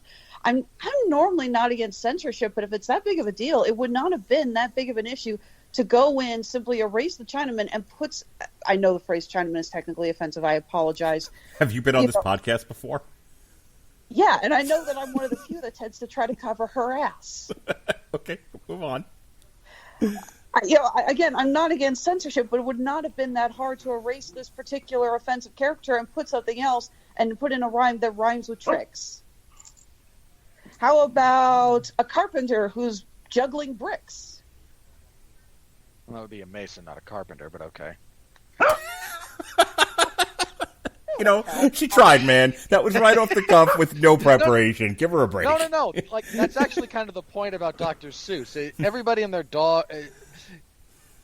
that's one of the brilliant things about Dr. Seuss. If you've never... Everyone thinks that what he did was easy. Right. And it's really not. The entire story behind Green Eggs and Ham, which you guys shared on that podcast, was just to see if he could write a story with, only like 50 unique words? Yeah. Hat in the Hat. I'm pretty sure it was Green Eggs and Ham. I'm sure we talked about it to some degree or another. But And we probably argued about which book it was then. So, hey, folks, go check out our Green Eggs and Ham review on the website. Plug. Yeah, so that one would have been an easy fix. There's a few. There's a couple of other examples that the one they have in particular about, and I think it's either from On Beyond Zebra or I Ran the Zoo, where he has captured one of these exotic animals and they're being carried down the mountain. There's a we just have to say this because I'm really at a loss as to at what point speaking a degree of truth about this stuff became so weird. There's a bunch of former Soviet countries in that part of the world that have weird names that are hard to spell. Again, I mentioned Kyrgyzstan. There's a Z and a Y in there in the first syllable. You want to guess where it is? There's Tajikistan. There's Azerbaijan. There's Turkmenistan. was one of the other weird ones? It's not even just country names. As somebody who has a company that mails out merchandise to places all over the world, I can tell you how many times I've gotten orders, and I'm like, it's like, okay, this is mailing to, when did that actually become a city name? I think I've had a couple where it's just like, okay, apparently Dr. Seuss took over my orders this week because I can't even pronounce half the places this stuff's going to. And if you think you know how to pronounce it, someone from the region will tell you, no, there's accents here, and we pronounce these conjunction of letters this way, not this way. You just kind of have to accept that if you're not, as long as you're not trying to be a jerk, you should just get some credit. We should get some credit for that. So he's just saying, hey, this is a region of the world. They got wonky names. They do. And look, to anyone over there who might look at, someplace might look at a city like, I'll just say Austin because it's a fairly mundane name to us, but might go, Austin? The hell is that? Why isn't there a Q there? I mean, there's just different places developed differently. I don't know why saying that is now such a giant taboo. I think my favorite one was when on Bill O'Reilly's show, and he's referring to the country Qatar, and he pronounced it gutter, and I was really taken aback. Like, really, is that how you pronounce that? Because it looks Qatar. like. He pronounced it. He did it with a G sound. He said gutter, but either that's way, him making a bad joke about the quality of the country. It is pronounced Qatar, like right. Cutter. Right, but it's also not pronounced the way that it's spelled. No, it's spelled not to our sensibilities. Right. Yeah. The world's a weird place. I mean, there's not really any way around that. It just is. Right. To say nothing of, and I don't mean this disrespectfully, but if you translate the Thai language into English, boy, do you get some weird stuff. As I think historically they've had to change the name of some movies because, whatever it was in America translates into, like, go fuck your mother in Chinese. And like, well, that's not going to work. So instead it's, I think, didn't we talk about that with the Karate Kid? Where it's like...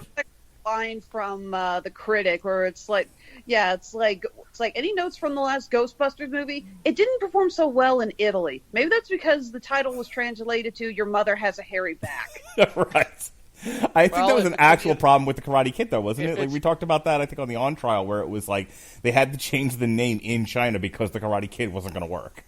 Look, I will say this about the Italian name for the most recent Ghostbusters. At least there was truth in advertising. That's anyway. A shot at Italians and everyone involved in that movie. I did a good thing there. And look, he's being carried down because he hired the equivalent of Sherpas. Like, if you hire someone to help you carry crap, they're going to help you carry crap. That's the job description. So is your overall point, you think some of the imagery that they're referring to in these books is misinterpreted? Yes. Okay. Bear in mind, that same piece, he's being carried by these people, and he's got a gun, showing dominance, not because he was literally expressly on a hunting trip, you morons. So let me ask you a question. From what you know of these books, though, do you think there's anything in them that you would say, yeah, that's probably... That's a good one to at least either edit or just don't print the book anymore? There's one in, I forget which book. It's either on Beyond Zebra or I Ran the Zoo, I want to say. Though, again, don't quote me. It's one of those two. Mm-hmm. It might even be Scrambled Eggs, which I haven't read it in a long time, but that is one of my... Everyone has, like, 3 that are just their top-tier Dr. Seuss stories that they made their parents read to them over and over again. Scrambled Egg Super Duper Special Deluxe a la Peter T. Hooper was probably the one that I made my poor mother read to me the most. She might still be able to quote that thing. I say it might be there because there's a bird in the picture, and it might be one of the things where he's collecting all these exotic eggs for his dish. Or it's one of the others where he's just talking about exotic animals or whatnot. It's a rare bird from the jungles of somewhere in Africa. And the depiction of the locals is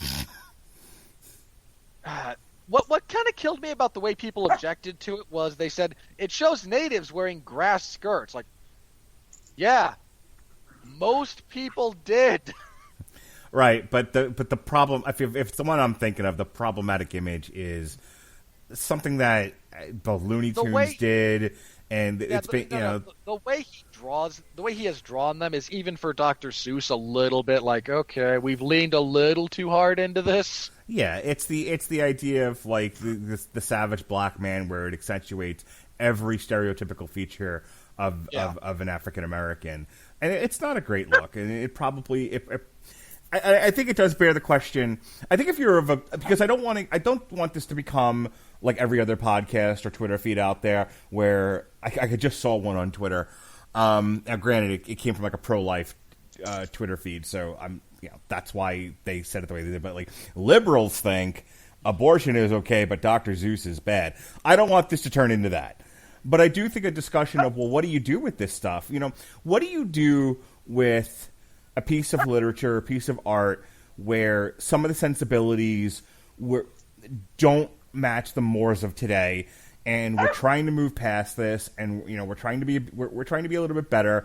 And I get your point. Some of this goes beyond the pale, and they're just trying to almost like tear the guy down.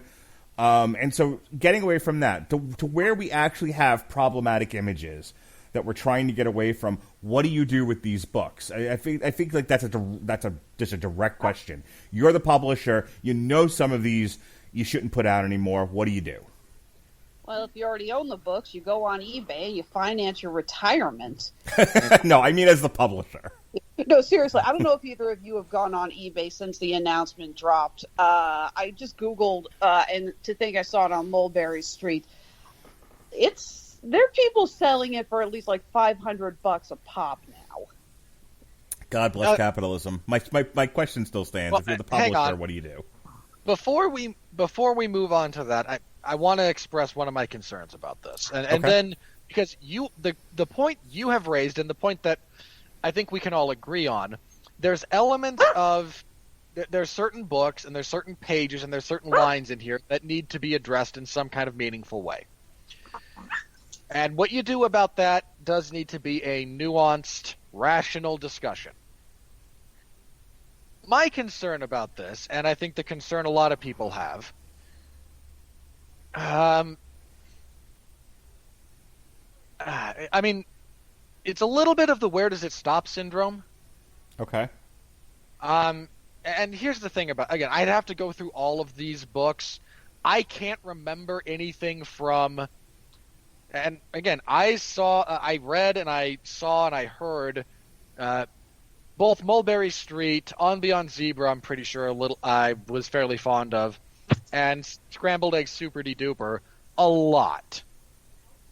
I can't recall... I can loosely recall the Mulberry one. The others I really can't, if we're talking about stuff that maybe sticks in my mind that way. I might have to go back through them if I wanted to be more thorough about that. Fair play. But maybe there's a better way to phrase this question, because if someone was coming after the Cat in the Hat, how do you think the publisher would have responded? Okay, well, one, they have. No. I know they have. I know, like, the freak shows have, right? Like the nut jobs that no one cares about. Well, no. Have you heard the argument about the Cat in the Hat, that he's a minstrel? Yeah, he's a minstrel act. No, he's not. He's the Cat in the Hat. Shut up. Like, that's why no one takes that seriously, because it's a stupid argument. Okay, well, people do take that seriously, and they all apparently went into education, but go on. Morons take that seriously, and of course morons go into education. Nice. No offense to your wife. Not taken. Go on. But, okay, so let's just use that for just a second. Morons are now saying the Cat in the Hat is a minstrel act. Yep. And this is gaining traction. How long before... I mean, look. The next thing you know, the 500 Hats of Bartholomew Cubbins is going to get the axe. That's pun fully intended from that particular gag in that particular book, mind you. Because, I get it. Because it celebrates the monarchy, or the king in his stilts is further driven into obscurity because all the viziers / vice presidents / people second in command who clearly are manipulative and want more power really don't need to be denigrated like that. Or Yertle the Turtle, because I'm sure they can find something objectionable about the toppling of the monarchy there and how unequitably it was done. Because how dare the king only become the king of mud because he can see it? What about Hop on Pop for elder abuse? No one cares about men. What about Walk It in My Pocket for sexual harassment? Of course. Can I do one here? Because this is an actual thing that happened. Okay, I actually have the article up. So there's an article here. It's a blog, and the article is "Rethinking and Examining Dr. Seuss's Racism." And the money shot in this article, which this is all I wanted to talk about tonight, not with you guys, but I mean, like I was talking about this with my wife because I saw this and I started laughing hysterically that this is where people go to with some of this stuff. Kind of to your point, like where does it stop? Let me see if I can find it here. So in this article, it talks about some of the ones you're talking about, like the three Asian fellas carrying the animal in a cage on their heads. Okay, and here we get to the Cat in the Hat's a Minstrel. So there's a bit on that, and underneath that is a picture of it's a drawing of a black baby drinking ink, and the caption reads, "Now, folks, we're going to be adults here, and we're going to use language, and we're going to not make the immediate assumption that I'm using a slur. I'm reading a caption. It says nigger milk. Black baby drinking ink, says nigger milk. Underneath it is the Wink who's drinking ink from, I can't remember which Dr. Seuss book, but it's one I've read to Jonas a zillion times. When a black person or minstrel is drawn as a cat, this is from the article. When a black person or minstrel is drawn as a cat, or the color of ink is switched from black to pink, it disguises the racialized symbols. However, the racialized and racist references are present, and they are significant. The cat may ostensibly be a cat, but he is dressed and acts and is treated like a minstrel or a dehumanized black man. The cat was appropriated from the image of a black woman and acts anti-black references from American culture, and was created from the imagination of a man who wrote minstrel shows and performed in blackface." Okay, this is the most ridiculous thing. The name of the blog, by the way, is pragmaticmom.com. Oh, okay. God. That is the most ludicrous thing I've ever heard. That is patently ridiculous. The Cat in the Hat is not some disguised analog for black people. He's a cat. Yeah, I was going to say, it's like, wow, the Cat in the Hat dresses like a minstrel show? I missed all those pictures of the minstrel wearing a giant striped hat and a giant bow tie. That's just profoundly stupid. I think, is called a yink. He likes to wink. He likes to drink. He likes to drink and drink and drink. The thing he likes to drink is ink. This is clearly racist, and it's from One Fish, Two Fish, Red Fish, Blue Fish. Now I remember. So again, you see the problem that a lot of us look at and go, well, where does this nonsense stop? It doesn't.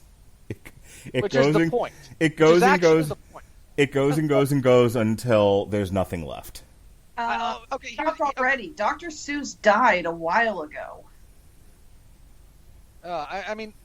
Next up will be Thidwick the Big-Hearted Moose, and how this is an anti-free housing expression, and how dare this moose not break his own back trying to give food, shelter, and clothing to all those less fortunate than him. He should acknowledge his privilege of being a very large mammal and continue to give of himself to all these creatures. So I know what your big objection to this is. God, if that is the next thing that comes up in the news, I am going to drive to Utah and kill you.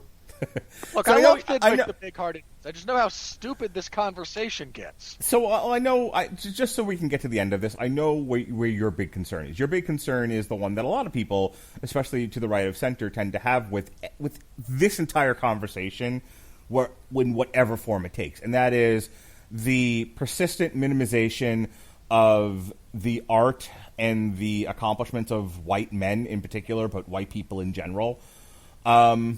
Instead of putting the accomplishments and art of everyone else next to the accomplishments of white people, they want to minimize the accomplishments of white people and say, let's replace it with this other stuff, which is wholly unnecessary. There is absolutely enough room to teach a variety of cultures and things while not denigrating or minimizing the accomplishments of white people. But that tends to end up being the conversation. We've had too much whiteness. We need other stuff. And it's like... You've seen the objection recently to the teaching of, the Greek myths? Somewhat, yeah. Because the classics are all too white, apparently. Right. This is the ludicrous nature of this conversation and how far and how stupid it gets. Can I have my moment on the soapbox? Yeah, no, I was actually about to pitch it to you. I want to reorganize a couple of thoughts based on what Mark said. So, yeah, Alexis, you and I both kind of mentioned beforehand we are going to share the soapbox for this one because, once again, we're kind of on the same page about some of the lunacy going on here. Yeah. Okay. You guys are aware that Theodore Geisel, Dr. Seuss, was actually good friends and frequently collaborated with Chuck Jones and the staff at Termite Terrace, correct? Go on. I was vaguely that, yes. Not only did Seuss actually help with several of the Private Snafu World War II propaganda cartoons that were showed to the military, but of course you also have Jones and Seuss's big collaboration of How the Grinch Stole Christmas. I mean, a lot of people forget in the books the Grinch was white. Chuck Jones is the one who made him green. Theodore Geisel, Dr. Seuss, was an artist at a different time. I have made no secret in the past that I am a huge, huge fan of his to the point that I have a lifelong goal of having as much of a complete collection of his work as I can. And I have to amend that to now to as much as I can because there is no way in hell I'm going to spend $500 on if I ran the zoo. Because there's no way in hell I'm getting a cheap version of that now. Yeah, give it a little bit, and they'll either reverse the decision or the price will just come down as demand changes. Fair enough. I did get a kick out of some people who sold some copies of Mulberry Street on eBay like 2 weeks ago for $10. Nice. Those poor people. Yeah, they're probably just screaming and throwing the biggest hissy fit in the world. Okay, my point. I have always been a firm believer in what we were taught. Well, not what we were taught, but what was said by the Warner Brothers when they released their Golden Collection. The speech that they had by Whoopi Goldberg. These stereotypes were wrong then, and they're wrong now. But to erase them, but to pretend that, but to just ignore them, is to pretend that they didn't exist at all. Theodore Geisel was an artist and an illustrator and a writer at a much different time in human history. And I think a lot of people forget that the wokeness of our society is a fairly new thing. I actually got into a really ugly discussion on the Cartoon Historians board that I frequent a while back when I pointed out I had been rewatching Rocky and Bullwinkle. They're going to love this podcast, by the way, those folks. Oh, you know I'm sharing this. I hope. Yeah. Okay, I have the complete Rocky and Bullwinkle set on DVD. And Rocky and Bullwinkle used to play on Nickelodeon when I was a kid, all the episodes. There is an episode with a outrageously offensive Chinese stereotype character. We're talking like I think it's like Bullwinkle loses his shirt at a Chinese laundromat, and you got the characters, the slanted eyes, the buck teeth, the miso sauce, the whole. Please tell me the character's name was Mr. Washi Washi. I honestly can't remember. By the way, that's a Family Guy joke. I know it is. Bing bong. No, and I had pointed out how interesting it was to me that I went back and saw a lot of these cartoons that by today's standards would never fly. But they were on TV when I was a kid. And I'm not that old. I'm 36. You know, the wokeness and I was basically coming to the conclusion about how the wokeness and the politically correct era is so much more recent than people realize. And we have to remember... The last, 10 years, give or take? If that...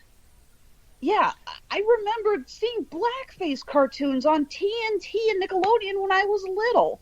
I didn't get what they were doing. I didn't get that they were racist. I look back on now and go, oh yeah, now I know. But, yeah, I didn't know that's what the case was then. We cannot keep judging the past based on what we know is wrong today. We cannot keep doing this whole, it doesn't condone to our standards. We are forever evolving. We are forever changing. We are forever growing. I am 90% sure that in about 100 years, if not less, this podcast is going to be deemed horribly politically incorrect for more than the obvious reasons. And people, you think it'll take that long? Because I'm pretty sure it's going to be 5 minutes after I've posted it. No. What she's saying is, in about 50 years, there will be an entirely new paradigm for the social and political discussion. We will have offended things we don't even know exist right now. Exactly. Take a look at the whole thing with The Simpsons and Apu. You know, they did not intend for that character to stay on as long as they did. That character they were using that character for horrible Indian stereotypes in the 80s and early 90s, and that recently those stereotypes were not seen as offensive yet. I'm not saying, back then they were okay. No, they weren't. But we hadn't reached that level of wokeness and awareness about, maybe this is a bad thing.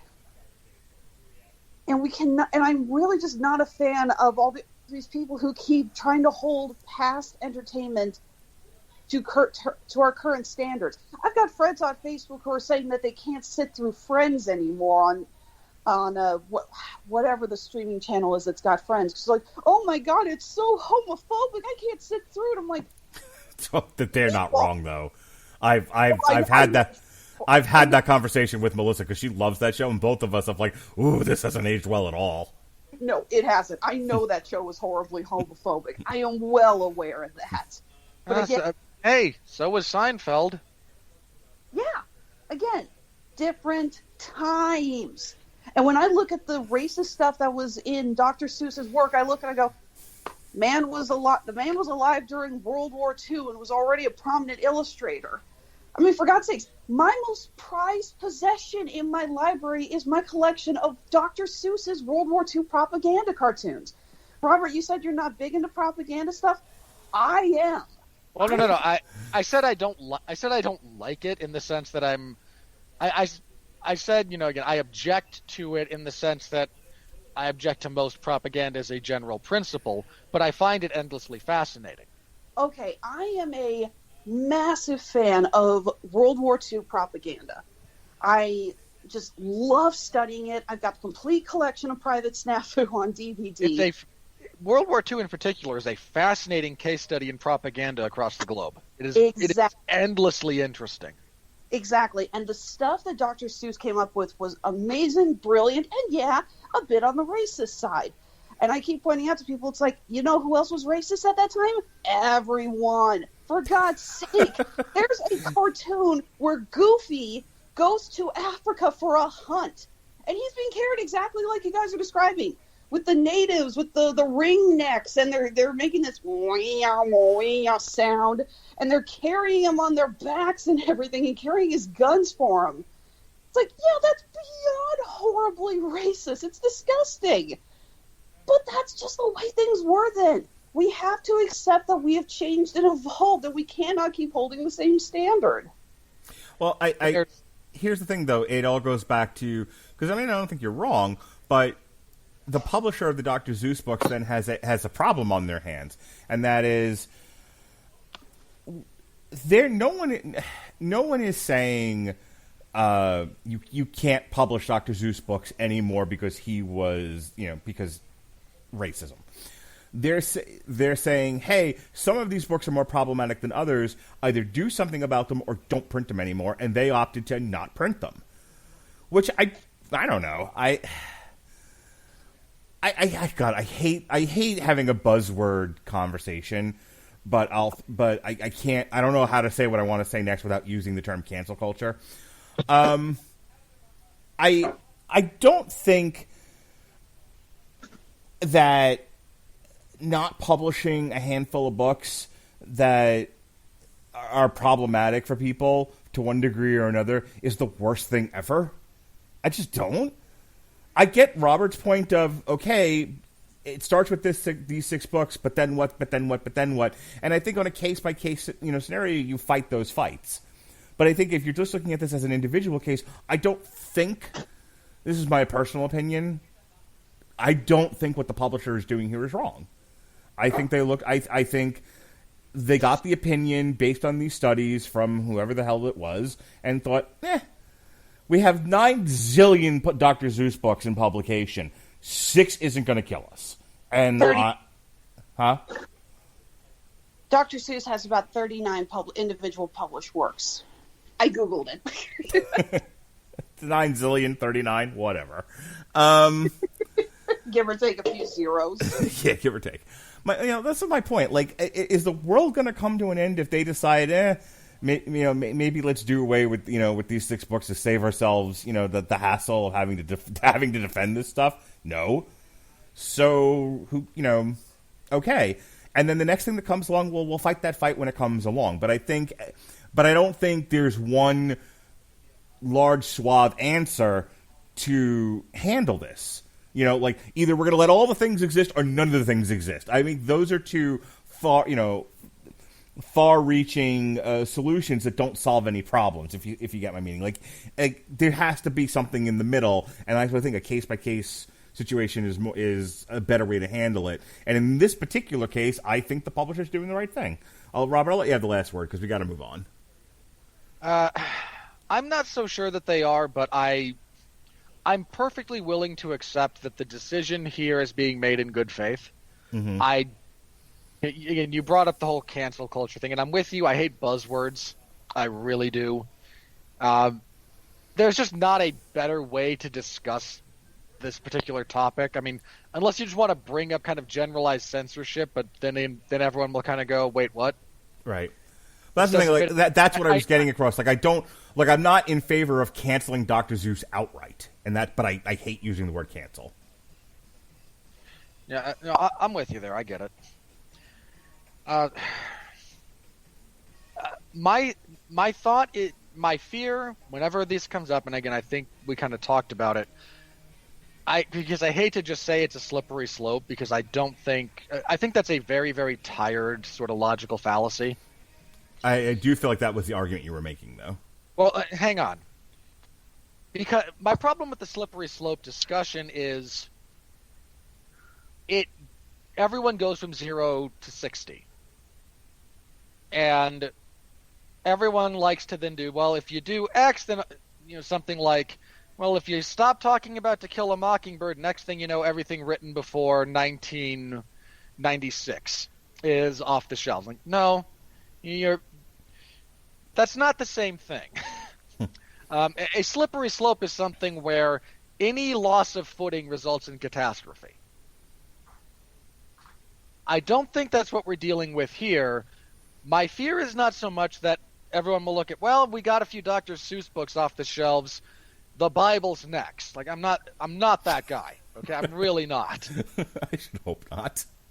My concern is that I see what I think will be the next logical step in this process, rather than an immediate slide to catastrophe. Like we all just listed a bunch of stories, and we did it facetiously. But if there's some moron out there with a blog going, "The Cat in the Hat's a Minstrel," there's somebody, maybe even someone who listens to this show, who might listen to our facetious comments and decide, you know what? No, I'm going to take this seriously. Right. Bidwick the Big-Hearted Moose really is all about how people who live in tenement houses are low-rent people who should be hunted by the wealthy elite, usually white people, so naturally they're all minorities of some variety, cramming together on this moose's antlers. Moose have antlers, not horns. They're not the same thing.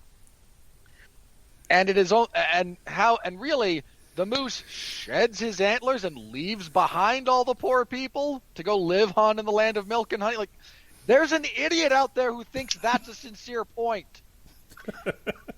They try to read the Butter Battle book.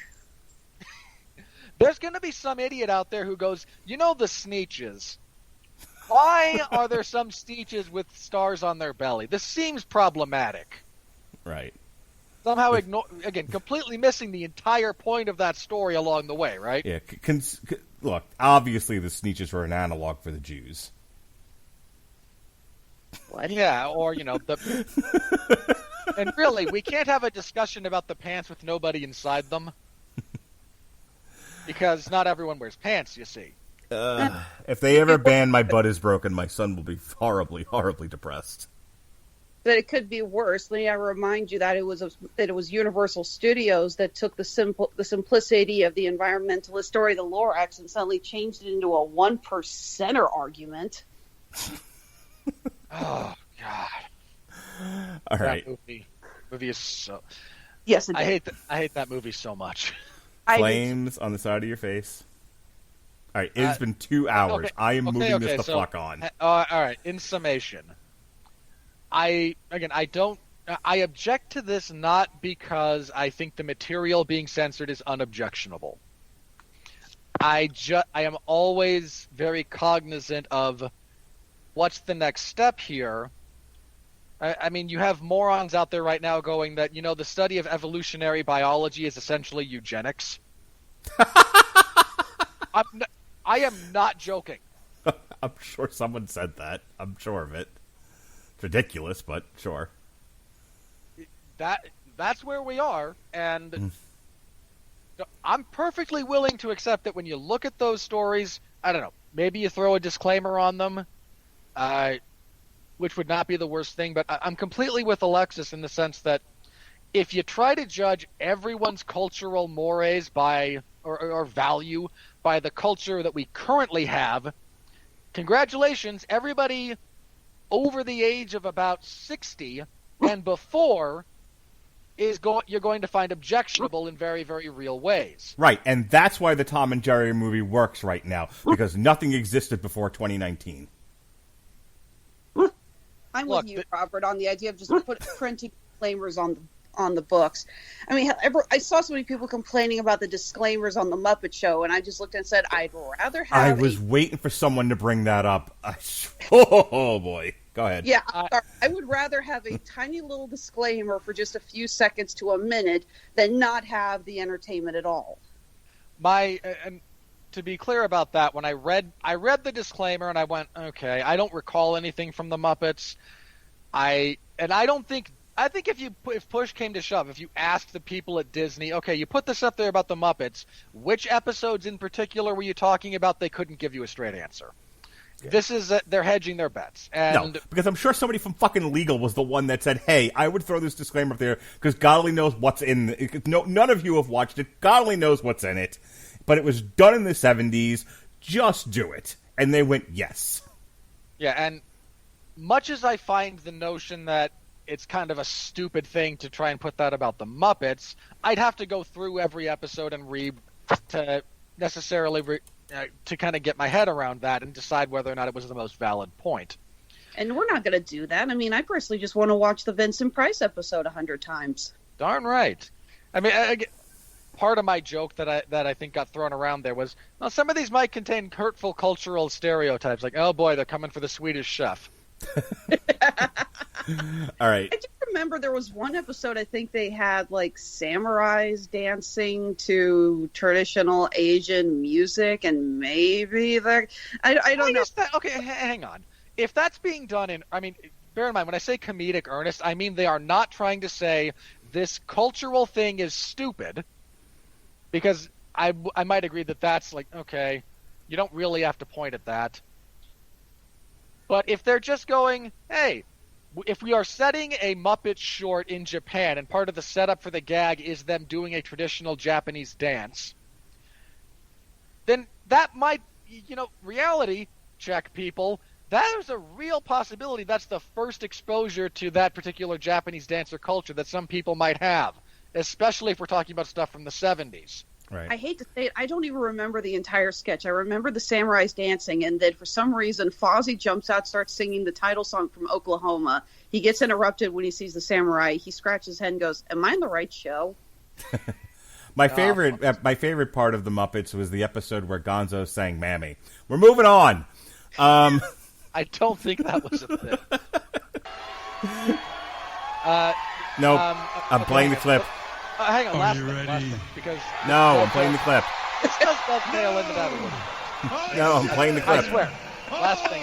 I'm playing the clip. It's playing right now. This is a... And then I'll talk over it. Oh, God.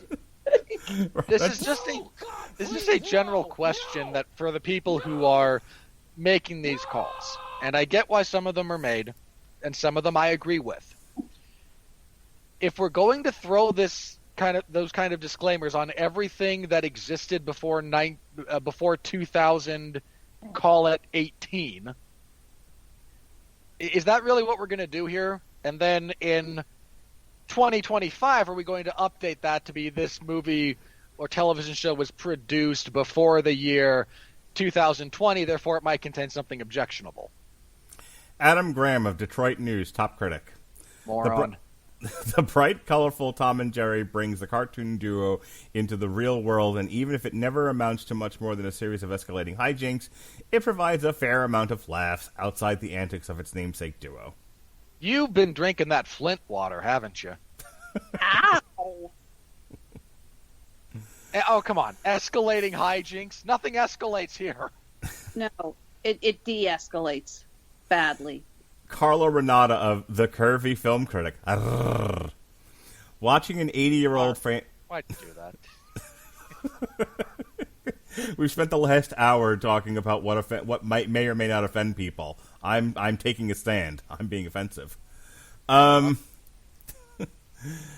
an 80-year-old franchise be reinvented for a whole new generation to revel in during these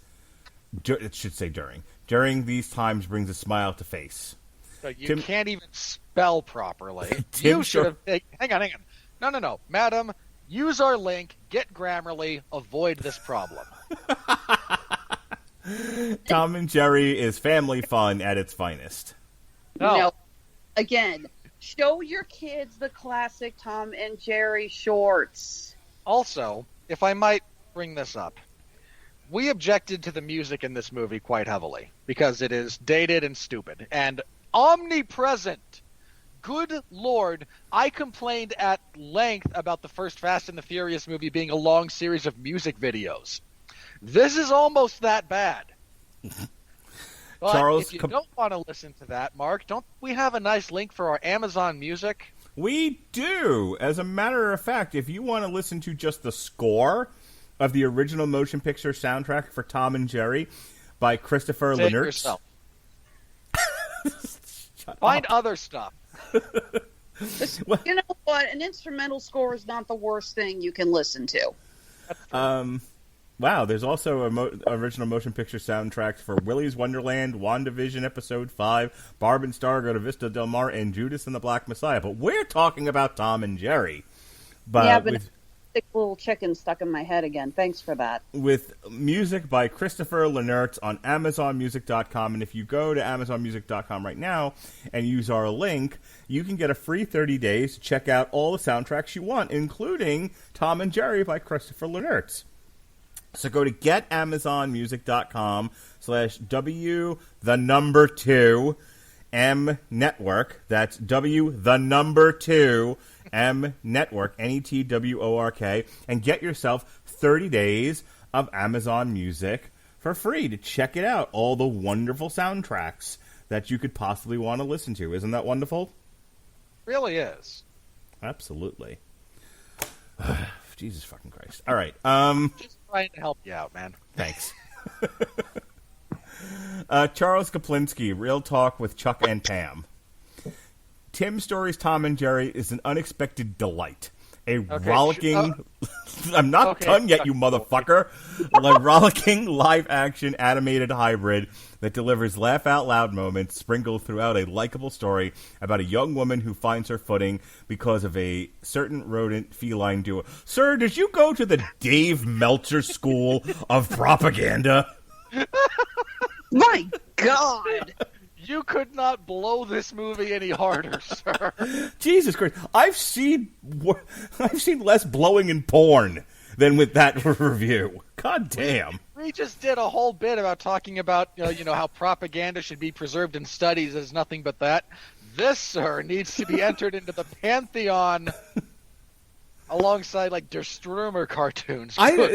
Honestly, you're wasting your time with Real Talk with Chuck and Pam when you should be in the PR department of HBO Max. Jesus fucking Christ! That's the job this guy's auditioning for. Clearly, you and Dave Meltzer really ought to go bowling. Rendy Jones of Rendy Reviews. You self-employed loser. Thank you. It's a mindless family film that honors the titular duo whenever they're on screen, violently brawling with each other. Alexis, have at it. Oh, God. You know my pain now. Again, seriously, people, just because the film is called Tom and Jerry, and for maybe 3 minutes total, the film focuses on Tom and Jerry, that doesn't mean that those are good moments. Okay. But this is my favorite one so far, by the way. And not even because of what he says, but because of where he's from. Kevin Carr at Fat Guy at the Movies. Mark, I didn't know you had another website. God damn it, I've been found out. How did you know that Kevin Carr was my nom de plume? Well, the fact that it was Kevin Carr. And It's only a kid. you- It's a kid's film. I respect that it goes for the violence and crazy antics that Tom and Jerry have stood for. Okay, I've got to just kind of lay this mystery to rest here, this myth. Tom and Jerry, the original cartoons, had some stupid violence in them. In fact, there's an entire parody cartoon in The Simpsons known as Itchy and Scratchy based on them. What in this movie in particular struck you as paying proper homage to an anvil to the head? Was it the baseball bat? No, because that was pretty tame. They paid homage to the elaborate mousetrap game, which I played a lot as a kid, that board game. It never worked. It never worked. Because it's a stupid Rube Goldberg machine, but that's all it's supposed to be. If anything, this needed more violence. Like, they hide it in the cartoon fighting cloud. When This really... didn't need more violence and needed a better editor. That too. I mean, the only classic kind of Tom and Jerry violence bit we get is the iron to the face. The rest of it is sanitized cartoon violence. Yeah. All right, this one comes from the future ex Mr. Hejna. Doug Walker of Channel Awesome. Alexis going, what did I do to deserve that? Yeah, what did I do? He does it. He does it to all of us. He randomly assigns our next failed relationship. That's what I do. As a cinematic comedy, it's bad. But as a Tom and Jerry cartoon, it's good. Not great, but good. A mixed bag, but I laughed enough at the slapstick to recommend it. No.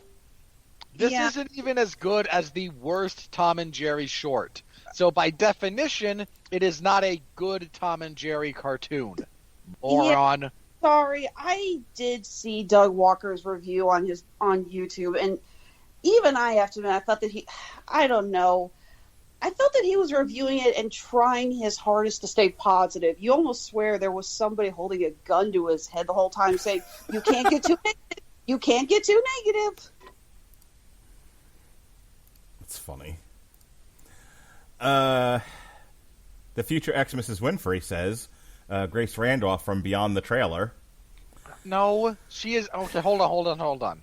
You have now assigned the future ex Mrs. Winfree to 4 different female critics.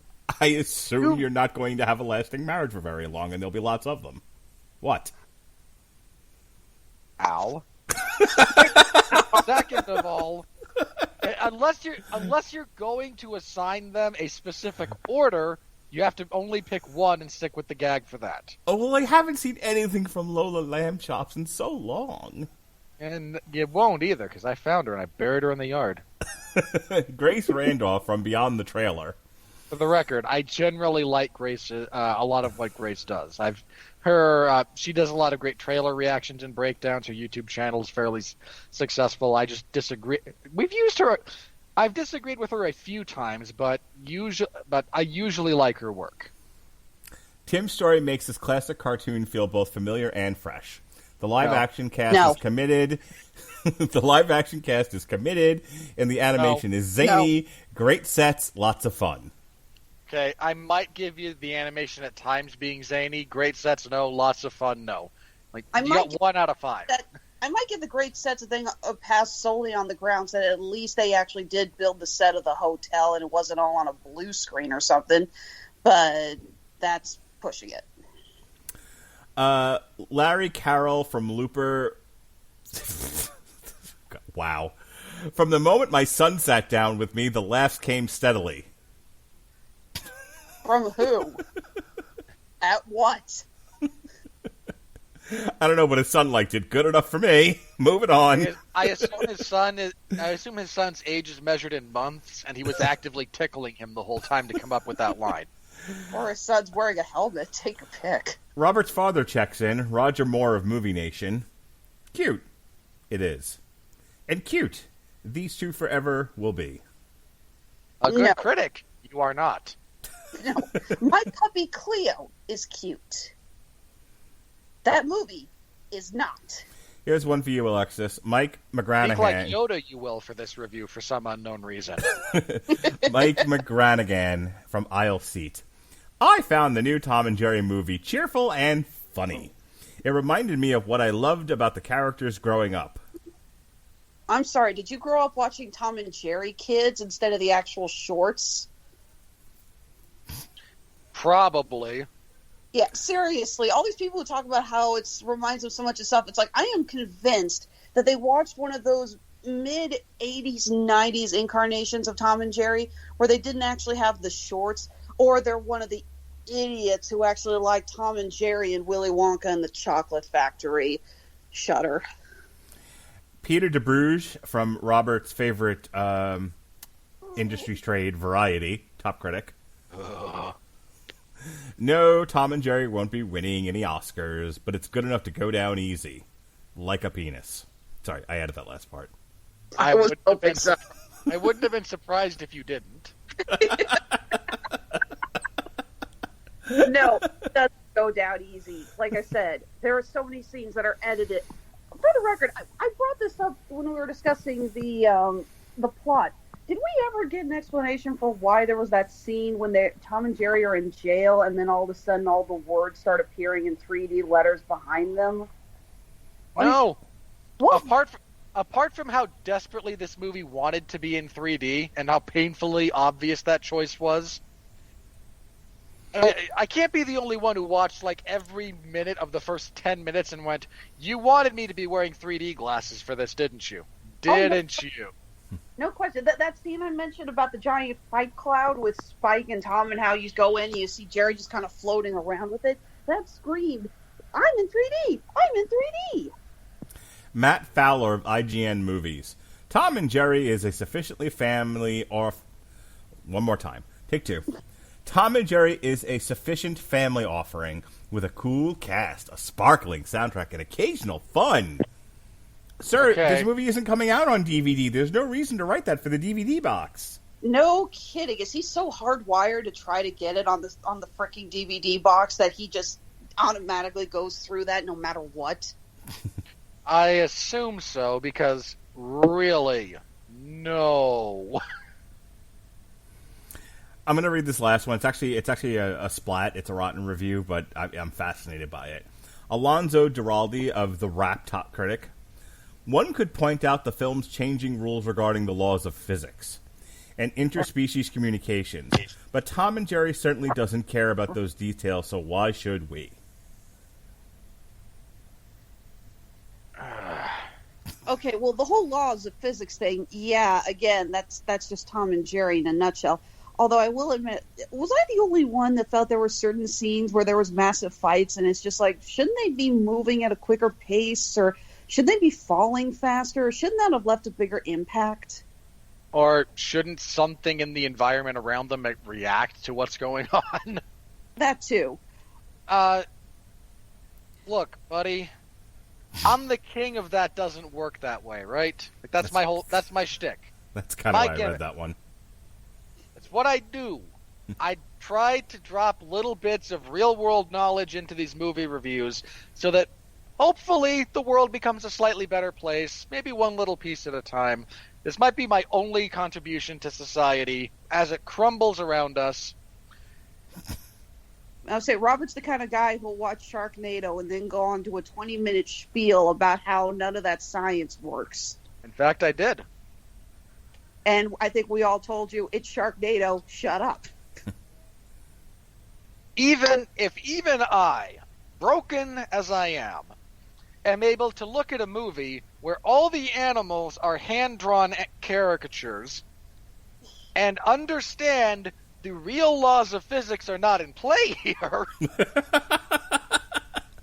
I don't know what to tell you, sir.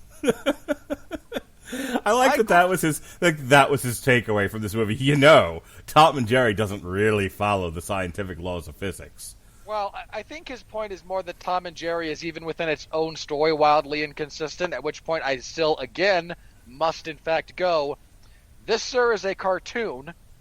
Michael Jordan stretched his body over an entire basketball court to win that game in the freedom of the Looney Tunes. Because they're in Toonland. That's where they are here, essentially. I got nothing for you, man. If you look at this kind of a movie, and when I say that, I don't just mean comedy. I mean, you look at Tom and Jerry and decide the physics are a bit inconsistent. I got nothing for you, man. Let's go for Film a at 11. Nice. And that, folks, is the end of this ridiculously long review. We talked about other stuff because you wanted to bring up the news, and there was stuff there that needed to be discussed. Indeed. So this being Tom and Jerry week, we started off with the Rough and Ready show. Myself and Christian talked about that, all 6 issues. Oof. Talk about this has been problematic podcast all week so far. Everything demonetized. Tomorrow, myself and Jesse Starcher will talk about the new Epica album, Omega. Robert Winfree and David Wright are going to review all 4 of the TNG Star Trek movies. Friday, we've got a double shot of Damn You Hollywood, first at 1 o'clock Eastern Standard Time. Myself and Robert Winfree will be reviewing Boss Level, which makes its debut on Hulu.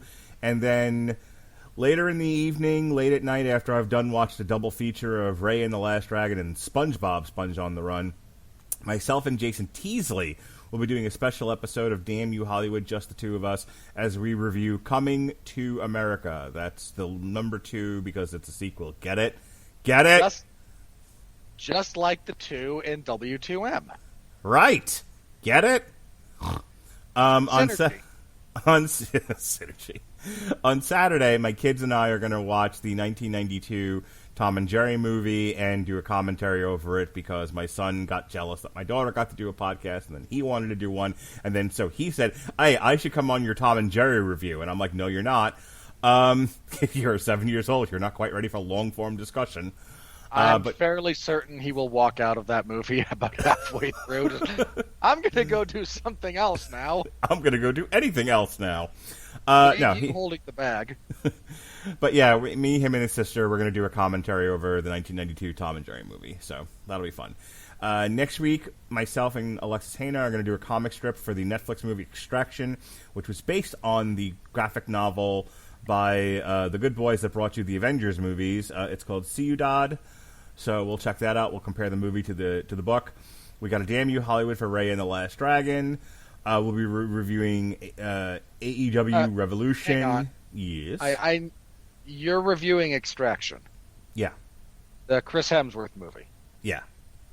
The movie is a poor man's The Night Comes for us. Don't forget it. Great. Thanks for sharing that with me. I've never I'll seen be this on the movie. review and say it then, too, if you like. You have to read the comic book it's based off of if you want to read. This is a Damn You Hollywood. It's comic stripped. We'll be reviewing AEW Revolution on Wednesday. And then Get me out.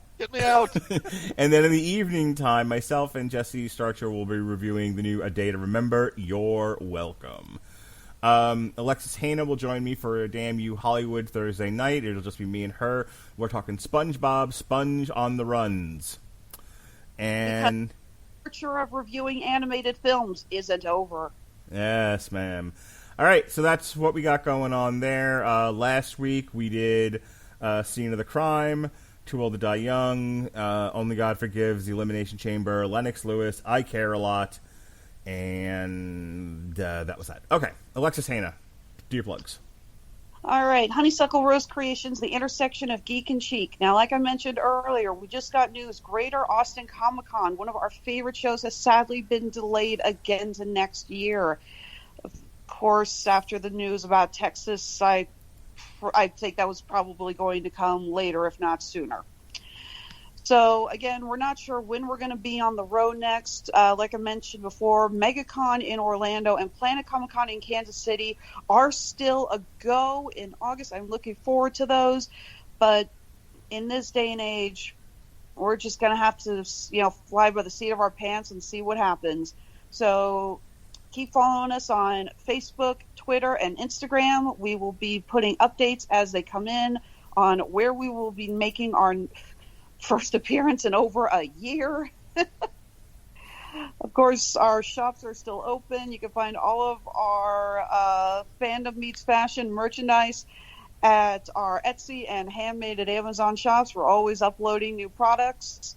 We're actually in the process of adding a few new things and hopefully getting to restock a few of our favorites. Our Monopoly charm bracelets are going a little quickly. I'm hoping to have some time here in the next week or so to restock.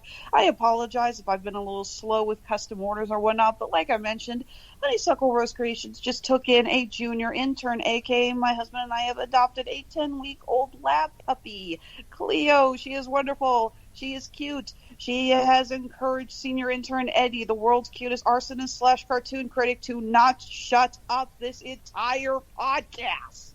I swear to God, I think we have a new record for how much he was barking. So, yeah, sorry, my hands have been kind of full. I'm working as hard as I can. If I'm a little slow to get back to you guys, I apologize in my advance. Just assume that I am currently in the process of having all of my digits bitten off by tiny puppy piranha. Again, shops are still open on Etsy and Handmade at Amazon. You can find us on Facebook, Instagram, and Twitter. Honeysuckle Rose Creations, the intersection of geek and chic. Robert Winfree, 50 words or less, go. Last week, we talked about a lot of stuff. There's a very, very long podcast reviewing Too Old to Die Young, where Mark, Jesse, and I got together and hashed out the nature of humanity, long-form decision-making processes, the value of unfettered art, and who in the world thought a 7-second pause between lines of dialogue was a good idea. We talked about... Jeez, what was the movie we reviewed last week? I'm completely blanking. I did all this already. Like, I left that little of an impact? Sure seems that way. I did all this already. We did I Care a Lot.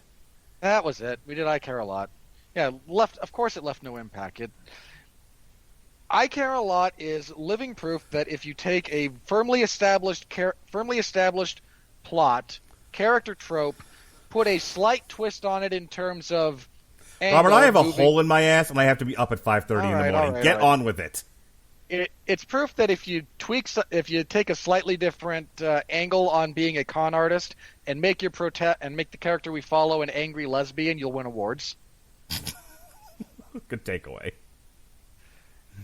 So we reviewed that. Let me see. This last Saturday, I covered UFC on ESPN Plus 44. a 9-event fight after a bunch, a 9-fight event after a bunch of them fell out. Of course, this was compensated for by the fact that 8 of the 9 fights, including the main event, all went the distance. There were 3 good fights. If you want to know which ones you should look up, listen to my review of that show on the 411 Ground and Pound MMA podcast, where I also do a preview of UFC 260 or 259. Am I blanking on which one that is? Backing up. 259. UFC 259, yeah.